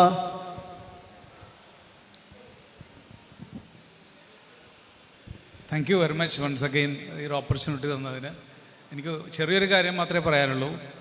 ഒരു ബിസിനസ്സുകാരൻ അല്ലെങ്കിൽ ഒരു വ്യവസായ സംരംഭകൻ എന്ന് പറയുന്നൊരു വ്യക്തി ഒരു മരം പോലെയാണ്. ഏതൊരു ഗവൺമെൻറ് ജോലിക്കും മുകളിലാണ് അയാളുടെ സ്ഥാനം. കാരണം അയാളുടെ ഒരു ബിസിനസ് പോകുമ്പോൾ അതിനോട് ചുറ്റിപ്പറ്റി 1 2 അല്ലെങ്കിൽ 1000 10,000 വ്യക്തികൾക്ക് അവരുടെ ഒരു ജീവിതമാർഗം ഒരുക്കാൻ കഴിയുന്ന ഒരു സംവിധാനം ഉണ്ടാക്കിയെടുക്കുന്നൊരു വ്യക്തിയാണ്. അതിൻ്റെ ടെൻഷൻ ചെറുതല്ല, വളരെ വലുതാണ്. മാം നേരത്തെ പറഞ്ഞ പോലെ ഒരു കൊച്ചിനെ എങ്ങനെയാണോ ഒരു ശൈശവ ദിശയിൽ കൊണ്ടുപോകുന്നത് അതുപോലെ പിടിച്ചുയർത്തി കൊണ്ടുവരുന്ന ഒരു സ്ഥാപനം, അതൊരു ചെറിയ കാര്യമല്ല. അതുകൊണ്ട് തന്നെ ഈ ഒരു സംവിധാനം ഇവിടെ ക്രിയേറ്റ് ചെയ്തിരിക്കുന്ന ഈ ഒരു സംവിധാനം ഒരു ചെറിയൊരു കാര്യമല്ല. ഒരു സമൂഹത്തിൽ സ്വയം നിലനിൽക്കാൻ കഴിയുന്ന അല്ലെങ്കിൽ സംരംഭകരെ ഉണ്ടാക്കിയെടുക്കാൻ കഴിയുന്ന തരത്തിൽ ഈ ഒരു സംവിധാനം ഉണ്ടാക്കിയെടുക്കാൻ ഇവിടെയുള്ള ഭാരവാഹികൾ കഴിഞ്ഞതിൽ വളരെയധികം അഭിമാനം എനിക്ക് തോന്നുന്നു. എൻ്റെ എല്ലാ ആശംസകളും അവർക്കുണ്ട്. Thank you. ആർക്കെങ്കിലും ഇവിടെ ഇരിക്കുന്നവർക്ക് സ്വന്തം അനുഭവമോ അല്ലെങ്കിൽ പുതിയ ആശയങ്ങളോ പങ്കുവെക്കാനുണ്ടെങ്കിൽ വരാട്ടോ. ഇവിടെ ഇരിക്കുന്നത് ഞാൻ ഓരോരുത്തരെ എടുത്തു പറയുന്നില്ല. ആർക്കെങ്കിലും പുതിയ സംരംഭങ്ങളെക്കുറിച്ചോ ആശയങ്ങളെക്കുറിച്ചോ ഒക്കെ പറയാനുണ്ടെങ്കിൽ കടന്നു വരാം. ഉണ്ടോ? എന്തായാലും ഞാൻ കൂടുതൽ പറഞ്ഞു പോകുന്നില്ല.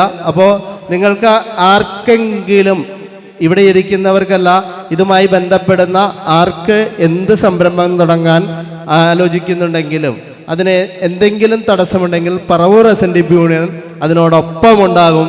അത് നടത്തി തരുന്നത് വരെ. ഇതൊരു പ്രസംഗത്തിന് വേണ്ടിയോ കയ്യടിക്ക് വേണ്ടിയോ പറയുന്നതല്ല.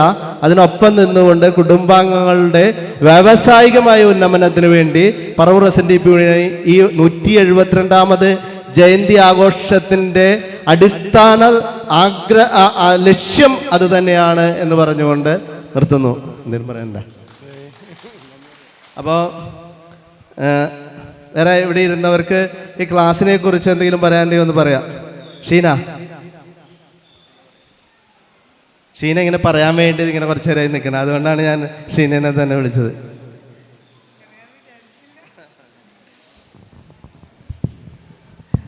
എല്ലാവർക്കും നമസ്കാരം. സംരംഭക സെമിനാറിനെ കുറിച്ച് മാഡം തന്ന ക്ലാസ് വളരെ ഉപകാരപ്രദമായിരുന്നു. ഒരുപാട് തെറ്റായ ധാരണകൾ ഉണ്ടായിരുന്നു, അതെല്ലാം നീക്കി തന്നു. പിന്നെ അതുകൂടാണ്ട് പറവൂർ SNDP യൂണിയൻ്റെ എല്ലാവിധ സപ്പോർട്ടും നമ്മളുടെ കൂടെ ഉണ്ടാകും എന്നുള്ളൊരു വാഗ്ദാനവും കൂടി നമുക്ക് തന്നു. അതിലും ഒരുപാട് നന്ദിയുണ്ട്. അതുപോലെ തന്നെ എനിക്ക് പറയാനുള്ളൊരു കാര്യം, നമ്മൾ ഏതൊരു സ്ഥാപനത്തിലും ജോലി ചെയ്യുമ്പോൾ നമുക്കൊരു നിശ്ചിത വരുമാനം നമുക്കുണ്ടായിരിക്കും. പക്ഷേ ഒരു സംരംഭം തുടങ്ങുന്നതിലൂടെ നമ്മളുടെ വരുമാനം എത്രയാണെന്ന് നമുക്ക് നിശ്ചയിക്കാൻ പറ്റില്ല. അതാണ്, നമ്മൾക്ക് ശമ്പളം എത്രയാണെന്ന് ആർക്കും പ്രെഡിക്റ്റ് ചെയ്യാൻ പറ്റാത്തതാണ്. അതുകൊണ്ട് എപ്പോഴും സ്വന്തമായി ഒരു വരുമാനം നമ്മൾ കണ്ടെത്തുന്നതാണ്, ഒരു സംരംഭം തുടങ്ങുന്നതാണ് ഒരു ആണിനായാലും പെണ്ണിനായാലും ഏറ്റവും നല്ല ഒരു മാർഗം.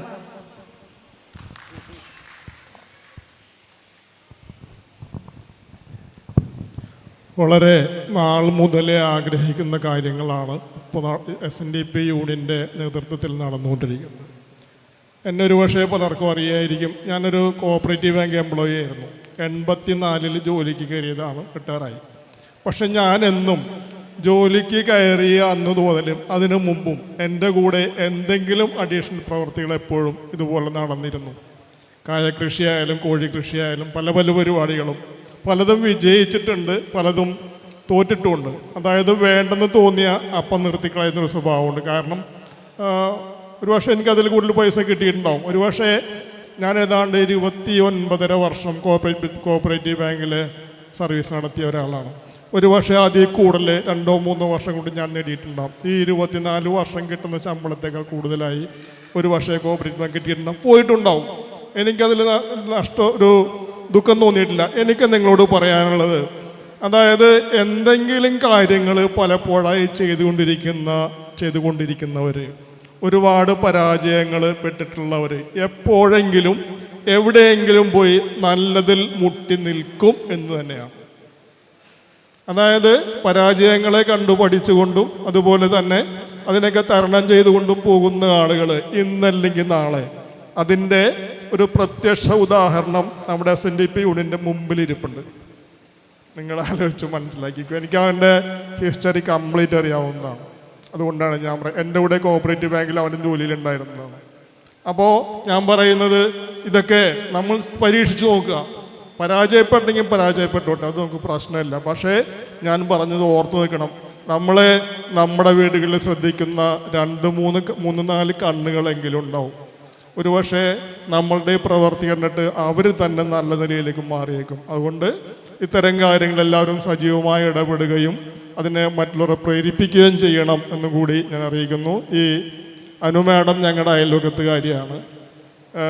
അതുപോലെ തന്നെ ഇത്തരം ആളുകളെ നമ്മളുടെ കുടുംബ യൂണിറ്റുകൾ സജീവമാക്കാൻ ഉപയോഗിക്കണം എന്നൊരു അഭ്യർത്ഥന കൂടി ഞാൻ നിങ്ങളുടെ മുമ്പ് വെച്ചുകൊണ്ട് ഇന്ന് ക്ലാസ് എടുത്ത അനു മാഡത്തിനും ഇത്തരം സംരംഭങ്ങൾക്ക് വേണ്ടി പ്രയത്നിക്കുന്ന SNDP യൂണിയനും എല്ലാ ഭാവങ്ങളും ചേർന്നുകൊണ്ട് വാക്കുകൾ ഉപസംഹരിക്കുന്നു. നമസ്കാരം.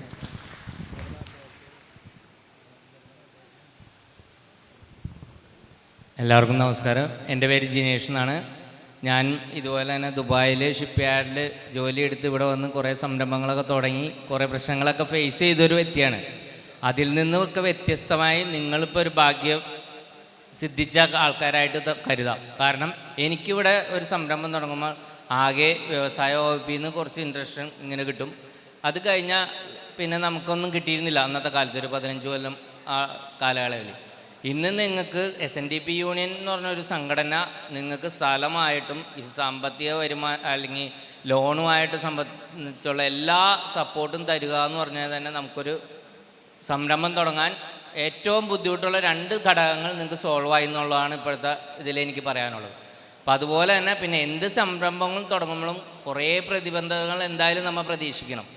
അപ്പോൾ അതിൽ നിന്ന് നമ്മുടെ എക്സ്പീരിയൻസ്, ഇപ്പോൾ 2-3 പ്രൊജക്റ്റുകൾ ഇവിടെ നല്ല രീതിയിൽ നടക്കുന്ന പ്രൊജക്റ്റുകൾ പറഞ്ഞു. നമ്മളെല്ലാവരും പോയി അതിൽ തന്നെ ചെയ്യരുത്. കേരളീയർക്കുള്ള ഒരു ദൂഷ്യം എന്ന് പറഞ്ഞതാണ്, എല്ലാവരും മാഞ്ചിയോണി എല്ലാവരും മാഞ്ചിയത്തിൻ്റെ പിന്നാലോ, പിന്നെ എല്ലാവരും ജാതിയാണ് എല്ലാവരും ജാതിയുടെ പിന്നാലോ, അവസാനം ജാതി അറിഞ്ഞിട്ട് ഇതാണ്. അതുപോലെ അല്ല നമ്മൾ പോകേണ്ടത്.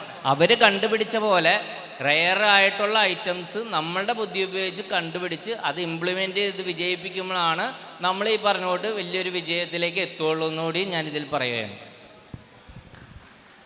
പ്രമോഷ്. നമസ്കാരം, എൻ്റെ പേര് പ്രമോഷ്.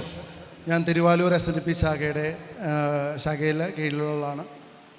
എനിക്ക് വ്യവസായവുമായിട്ട് ബന്ധപ്പെട്ട് സംസാരിക്കാനുണ്ടെങ്കിൽ, അതായത് എൻ്റെ വീട്ടിൽ നിന്ന് നടന്ന ഒരു കാര്യം ചെറിയൊരു 5 മിനിറ്റ് ഞാൻ ഷെയർ ചെയ്യാം. 2001 ഞങ്ങൾ വീട്ടിൽ നിന്ന് ചെറിയൊരു സാധാ വർക്ക്ഷോപ്പായിട്ട് ഞങ്ങൾ സ്റ്റാർട്ട് ചെയ്തത്.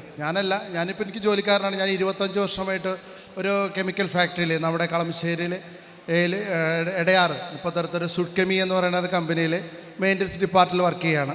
പക്ഷേ എൻ്റെ വീട്ടിൽ അതിനോടൊപ്പം തന്നെ എൻ്റെ ബ്രദർ ഒരു ചെറിയ വർക്ക്ഷോപ്പ്, ഒരു വെൽഡിംഗ് സെറ്റും ഒരു ഗ്രൈൻഡറൊക്കെ ആയിട്ട് തുടങ്ങി ഒരു സ്ഥാപനം. ഇന്ന് ഞങ്ങൾ ഈ 25 വർഷം കഴിഞ്ഞപ്പോൾ ഇതുപോലെ തന്നെ ഈ പറഞ്ഞ ആരുടെയും സപ്പോർട്ടില്ലാണ്ട് ഞങ്ങൾ വളർത്തിയെടുത്തപ്പോൾ ഇന്ന് എടയാറ് ഇൻഡസ്ട്രി ഏരിയയിൽ ഒരു സ്ഥാപനമായിട്ട് വളർത്താൻ 45 പേർക്ക് തൊഴിൽ അവസരം കൊടുക്കുവാൻ സാധിച്ചൊരു സ്ഥാപനമായിട്ട് വളർത്തിയെടുക്കാൻ സാധിച്ചു. അതിൻ്റെ കൂടെ ഒരു ഭാഗവാക്കായിട്ട് എനിക്കും അതിൻ്റെ കൂടെ നിന്നു. PKM engineering. അപ്പോൾ ഇന്നിപ്പോൾ എൻ്റെ ബ്രദർ ഈ ക്ലാസ്സിൽ വരാൻ എന്നോടൊപ്പം പ്ലാൻ ചെയ്തതാണ്. പക്ഷേ അദ്ദേഹം ഇന്ന് പാലക്കാട് ഒരു വർക്കായിട്ട് ബന്ധപ്പെട്ടിട്ട് ഒരു ഇൻഡസ്ട്രി, ഒരു റബ്ബർ കമ്പനിയുടെ മിഷനറി എക്യുപ്മെൻറ്റുകളാണ് ഞങ്ങൾ ചെയ്യുന്നത്. അപ്പോൾ അത് റബ്ബർ ഷീറ്റുകൾ ഉണക്കുന്ന ഒരു വലിയൊരു യൂണിറ്റാണ്. അതിൻ്റെ മാനുഫാക്ചറിങ് ഞങ്ങളായിരുന്നു ചെയ്തത്. അത് ഇൻസ്റ്റാൾ ചെയ്തുകൊണ്ടിരിക്കുന്ന പ്രോസസ്സ് നടക്കുന്നതുകൊണ്ട് അദ്ദേഹം MRFന് വേണ്ടിയിട്ടുള്ളതാണ്. അപ്പോൾ അങ്ങോട്ട് പോയേക്കാണ്, അല്ലെങ്കിൽ അദ്ദേഹം ഇവിടെ ഉണ്ടായിരുന്നേനെ. അപ്പോൾ ഞാൻ നമുക്ക് ഏതൊരു പ്രസ്ഥാനം തുടങ്ങുമ്പോഴും നമുക്ക് തോന്നും ഇത് വിജയിക്കുമോ എന്നുള്ളതാണ്. ഇപ്പോൾ ഞാൻ ഒരു കമ്പനിയിൽ 25 വർഷമായിട്ട് ജോലി ചെയ്യാം. പക്ഷേ എൻ്റെ എഫർട്ട്, ഇപ്പോൾ നേരത്തെ ഒരു മേഡം പറഞ്ഞു, നമ്മൾ ജോലി ചെയ്താൽ ആ ഒരാളുടെ ഇൻകം മാത്രമേ ഉണ്ടാവുള്ളൂ. പക്ഷേ ഞാൻ ജോലി ചെയ്യുന്ന സ്ഥാപനത്തിൽ എൻ്റെ കഴിവ് ആ സ്ഥാപനത്തിന് കൊടുക്കുമ്പോൾ ആ സ്ഥാപനത്തിൻ്റെ മുതലാളി വലുതാവും. പക്ഷേ എനിക്ക് ലിമിറ്റഡ് ഇൻകമാണ് കിട്ടുന്നത്. പക്ഷേ ആ വ്യവസായം നമ്മളാണ് ചെയ്യുന്നതെങ്കിൽ നമ്മുടെ കുടുംബത്തിലേക്ക് അത്രയും ഇൻകം നമുക്ക് ജനറേറ്റ് ചെയ്യാൻ പറ്റും. പക്ഷേ നമുക്കെന്താ പ്രശ്നം? നമ്മളെല്ലാത്തിനും പേടിയാണ്. സത്യം പറഞ്ഞാൽ എനിക്കും പേടിയാണ്. കാരണം വെച്ചാൽ ഞാൻ കമ്പനിയിൽ ഏത് വർക്കും ചെയ്യും. പക്ഷെ ഞാനത് പുറത്തുനിന്ന് ചെയ്യാൻ എനിക്ക് പേടിയാണ്. കമ്പനിയിൽ അതായത് ഞാനിന്നിപ്പോൾ എൻ്റെ ഒരു എക്സ്പീരിയൻസ് പറയുകയാണെങ്കിൽ ഞാനിന്ന് 1,20,00,000 രൂപ മെഷീൻ കണ്ണടച്ച് മെയിൻ്റെനൻസ് ചെയ്യും. പക്ഷേ ഞാനിപ്പോൾ 1000 രൂപയുടെ എൻ്റെ ബൈക്ക് 50,000 രൂപയുടെ ബൈക്ക് എനിക്ക് സർവീസ് ചെയ്യാൻ പേടിയാണ്. അതാണ് നമ്മുടെ ഒരു വ്യത്യാസം. കാരണം ഇത് ചെയ്ത് കഴിഞ്ഞാൽ എൻ്റെ കാശ് നഷ്ടപ്പെട്ടു. കമ്പനിയിൽ എനിക്ക് ചെയ്യാം, പക്ഷെ അതവിടെ സംവിധാനമുണ്ട്. അവരൊരു സിസ്റ്റം പഠിപ്പിച്ച് വെച്ചിട്ടുണ്ട് നമുക്ക് ഏത് മെയിൻ്റെനൻസ് എങ്ങനെ ചെയ്യണം എന്നുള്ളത്. അപ്പോൾ എപ്പോഴും ഒരു സിസ്റ്റമാണ് നമ്മളെ എവിടെയും വിജയിപ്പിക്കുന്നത്. നമുക്കില്ലാത്തതും അതാണ്.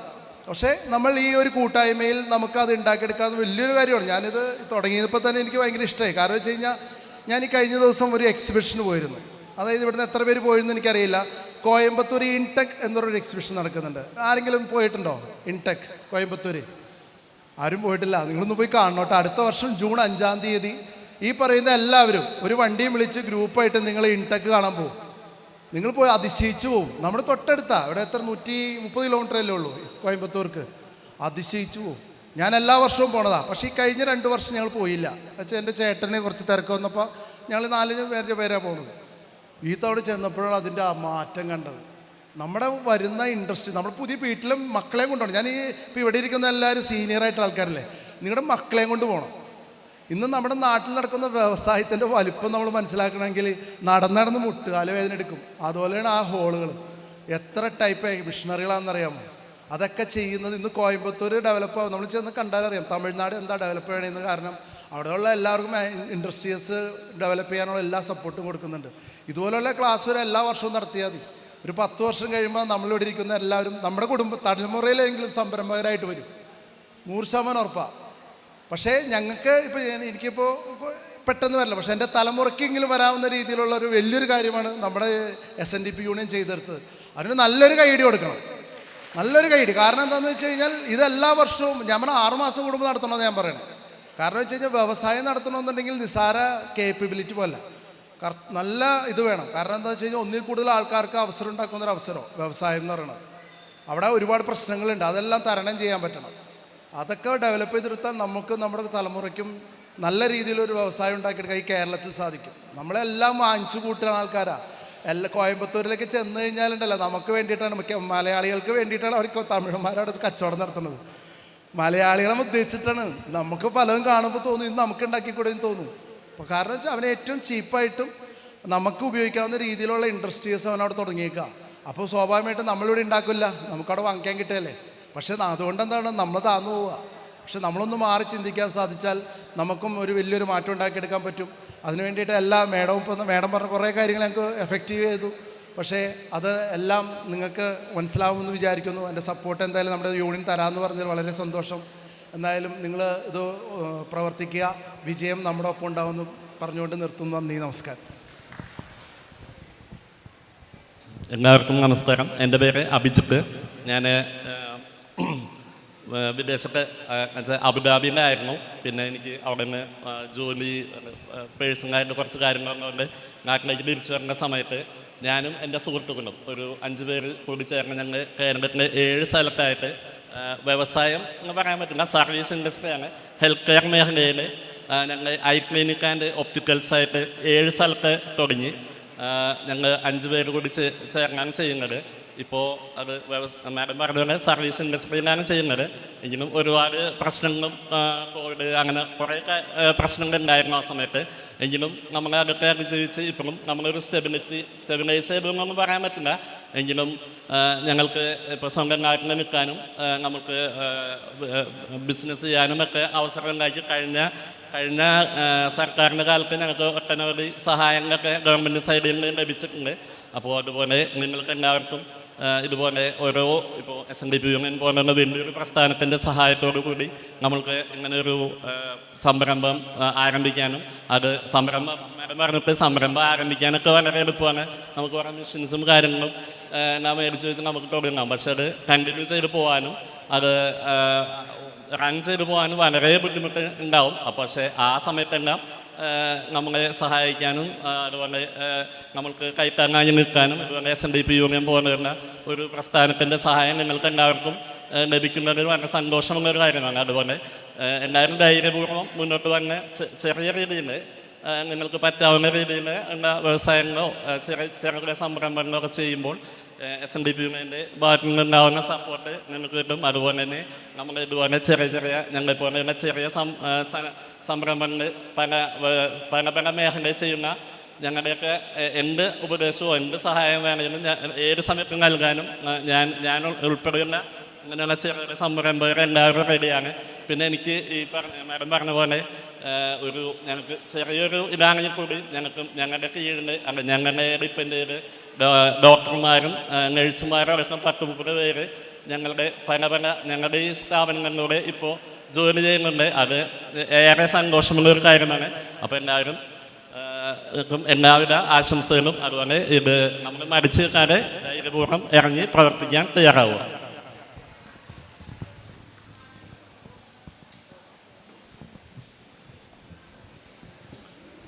പ്രിയമുള്ളവർ,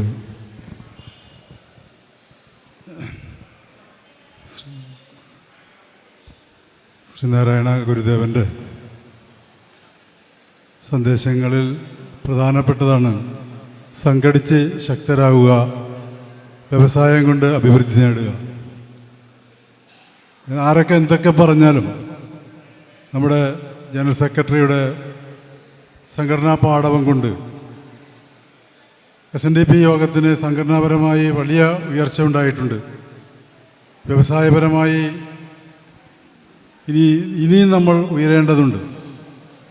അതിനുതകുന്ന രീതിയിലുള്ള ഈ ക്ലാസ് സംഘടിപ്പിച്ച പർവർ യൂണിയൻ്റെ ഭാരവാഹികൾക്കും നമുക്ക് നല്ലൊരു ക്ലാസ് നൽകിയ അനു മാഡത്തിനും എല്ലാവിധ ആശംസകൾ അർപ്പിക്കാൻ ഞാൻ ഈ അവസരം വിനിയോഗിക്കുന്നു. ഞങ്ങൾക്കെല്ലാവർക്കും വളരെ ഉപകാരപ്രദമായിരുന്നു ക്ലാസ്. ഈ വ്യവസായ സംരംഭത്തിൽ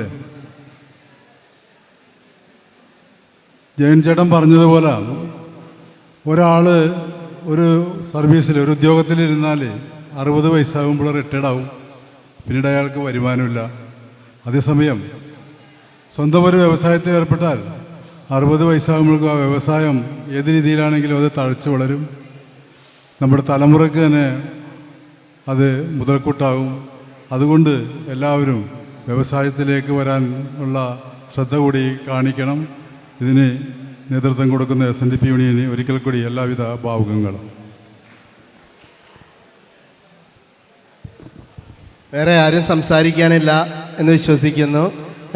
രജിസ്റ്റർ ചെയ്യാനുള്ളവർ രജിസ്റ്റർ ചെയ്തിട്ട് പോകുക. നന്ദി പറയുന്നതിന് വേണ്ടി യോഗം director board member M P Binu അവർകളെ ക്ഷണിച്ചോളൂ. സ്നേഹം നിറഞ്ഞ ഷൈജു, പ്രിയപ്പെട്ടവരെ, നമ്മൾ തവളനെ പിടിച്ചിട്ട് എണ്ണം വയ്ക്കുന്ന കൂട്ടാണ്. കുറേ പേര് ഈ ഹാള് നിറഞ്ഞു നിന്നു, കുറേ പേര് ചാടിപ്പോയി. ഇത് ഈ ഇരിക്കുന്നവർ കറ തീർന്നവരാണ്. നമുക്ക് ഇത് വെച്ച് നമുക്ക് തുടങ്ങാം. ഇത് വെച്ച് നമുക്ക് തുടങ്ങിയാൽ നമ്മൾ പക്കാ ഉന്നതിയിലെത്തും, യാതൊരു സംശയവുമില്ല. ഞാനത് മനസ്സിലാക്കിക്കൊണ്ടാണ് കൂടുതലും പറയുന്നത്. ഞാൻ ഇതിന് വേണ്ടിയിട്ട് ഇത്ര ഇൻട്രസ്റ്റ് എടുത്തിട്ട് നടന്നതുകൊണ്ടാണ് ഞാൻ പറയുന്നത്. ഞാൻ കഴിഞ്ഞ ദിവസം പാലക്കാട് ഒരു ചെരുപ്പുകൾ വിൽക്കുകയാണ്. ചെരുപ്പുകൾ റോട്ടിലിട്ടിട്ട് ഒരു കട്ടിൽ പോലത്തെ ഇതും ഇട്ടിട്ട് വിൽക്കുകയാണ്. അപ്പം അയാളെ ഡെയിലി വരും കച്ചവടം എന്ന് പറഞ്ഞാൽ 25,000 രൂപ കച്ചവടം നടക്കുന്നുണ്ട്. ഞാൻ അതിനെക്കുറിച്ച് ചോദിച്ചു കഴിഞ്ഞപ്പോൾ ഒരാൾക്ക് 1,600 വെച്ചിട്ട് കൂലി കൊടുത്തിട്ട് 10 എണ്ണമാണ് ഈ കട്ടിൽ പോലത്തെ സാധനം ഉണ്ടാക്കണത്. ഒരു വാടകയും വേണ്ട, ഒന്നും വേണ്ട.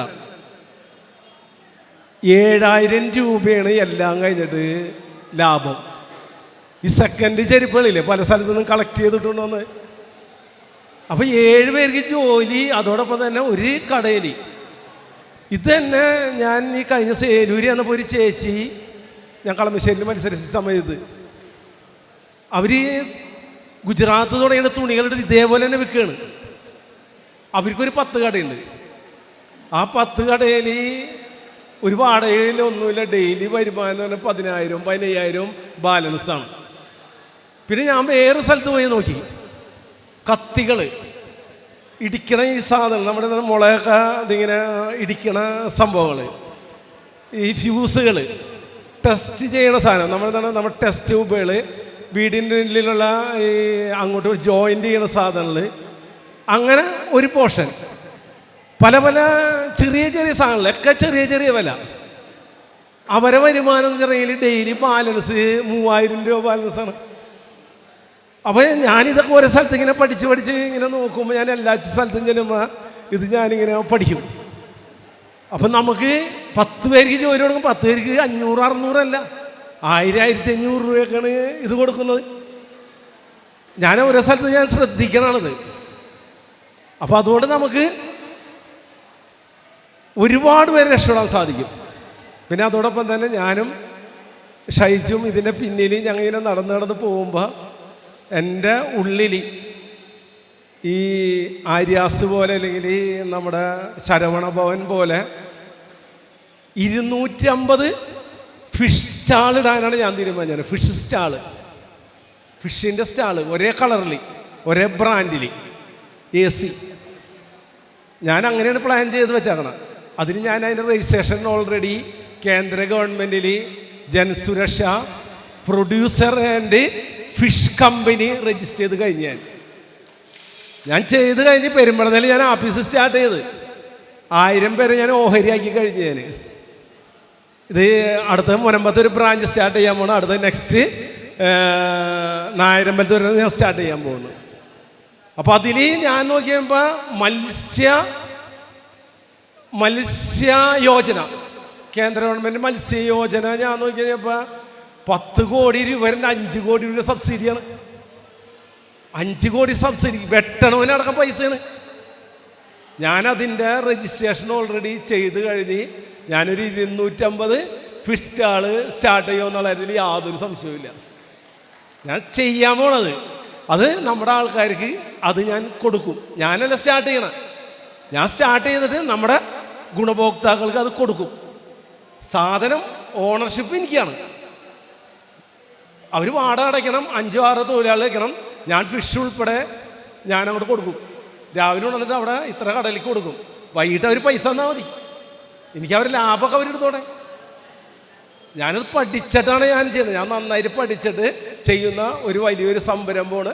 അത് ഞാൻ നിങ്ങൾക്ക് ഞാൻ തരും, യാതൊരു സംശയവുമില്ല. എല്ലാവർക്കും ഗുരുദേവനാമത്തിൽ നമ്മുടെ ശാസ്ത്ര സാങ്കേതിക വിദ്യയെക്കുറിച്ചിട്ട് ഗുരുദേവൻ പറഞ്ഞില്ലേ, ഞാൻ ഒരേ യൂണിറ്റ് ശാസ്ത്ര സാങ്കേതികയെ കുറിച്ചിട്ട് ഞാൻ അവരൊക്കെ യൂണിറ്റ് ചെന്ന ഷൈമാഷിനൊക്കെ യൂണിറ്റ് ചെന്ന പറയുമ്പോൾ എന്താണെന്ന് പറയാം, മൂത്തുന്നത്ത് ഗുരു പറഞ്ഞപ്പോൾ ഒരു റേഡിയോ ഉള്ളൂ, മൂത്തുന്ന സഭയിലാണ് ഒരു റേഡിയോ. ഇന്ന് ശാസ്ത്ര സാങ്കേതിക വിദ്യ മൊബൈൽ കട. ഞാൻ ഉച്ചയ്ക്ക് പറഞ്ഞു മൊബൈൽ കട ആരാണ് നടത്തണേ, അതിൻ്റെ സ്പെയർ എത്ര രൂപ, വയറ്, ഈ സാധനം നടത്തണം. നിങ്ങൊന്ന് ആ എറണാകുളത്ത് പോയിട്ട് മറൈൻ ഡ്രൈവിൽ പോയി കഴിഞ്ഞിട്ട് ആ മറൈൻ ഡ്രൈവർ ഉള്ളിൽ കയറി കഴിഞ്ഞാലല്ല 99% ഒരു സമുദായത്തിൽപ്പെട്ടവരാണ് നടത്തണം. യാതൊരു സംശയമില്ല. നിങ്ങളൊന്ന് ചെന്ന് നോക്കാം, മൊബൈലിടെ മൊത്തം എടുത്ത് നോക്കുക. ഗുരു പറഞ്ഞത് അതും ആരും കൊണ്ടുപോയി ഏറ്റെടുക്കാൻ നമുക്ക് സാധിച്ചില്ല. പ്രിയപ്പെട്ടവരെ, ഇതൊരു തുടക്കമാണ്. എൻ്റെയൊക്കെ ഏറ്റവും വലിയ ആഗ്രഹമാണ്. ഷൈജു ഒരു വർക്ക്ഷോപ്പ് പണിക്കാരനായിരുന്നു, ഞാൻ ഒരു ഓട്ടോറിക്ഷ ഓടിച്ച് നടന്നിരുന്നവനാണ്. ഞാൻ കൊറോണയ്ക്ക് മുന്നേ ഷൈജു 180 പേരെ 100 ചില്ലാൻ പേർക്ക് ജോലി കൊടുക്കണമെന്ന് പറഞ്ഞപ്പോൾ, ഗുരുദേവ എനിക്കും ഒരു 19 പേർക്ക് ജോലി കൊടുക്കണമല്ല എന്ന് ചിന്തിച്ചിട്ടാണ് ഞാൻ എൻ്റെ വ്യവസായം തുടങ്ങിയത്. പക്ഷേ എന്നാലും കൊറോണയ്ക്ക് മുന്നേ 80 പേർക്ക് എനിക്ക് ജോലി കൊടുക്കാൻ പറ്റി. 80 പേർക്ക്. അത് ഇനി ഞാൻ ഡെവലപ്പിലേക്ക് എത്തിക്കും, അത് ആ ലെവലിലേക്ക് എത്തിക്കും എന്നുള്ളൊരു യാതൊരു അതിൻ്റെ അനുഭവസ്ഥരാണ് ഞാനും ഷൈജു. അപ്പോൾ ഷൈജുക്ക് ഇത്രയും വണ്ടി ഒന്ന് നിന്ന് വീടിൻ്റെ അവിടെ പോയി ഒന്ന് നിങ്ങളൊന്ന് സന്ദർശിക്കുക.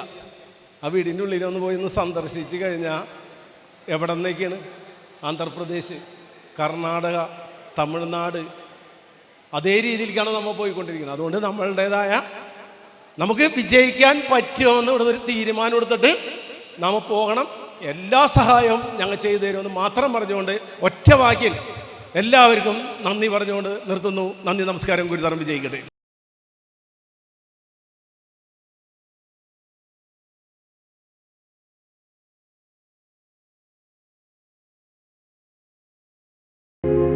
ഹിന്ദു രക്ഷാ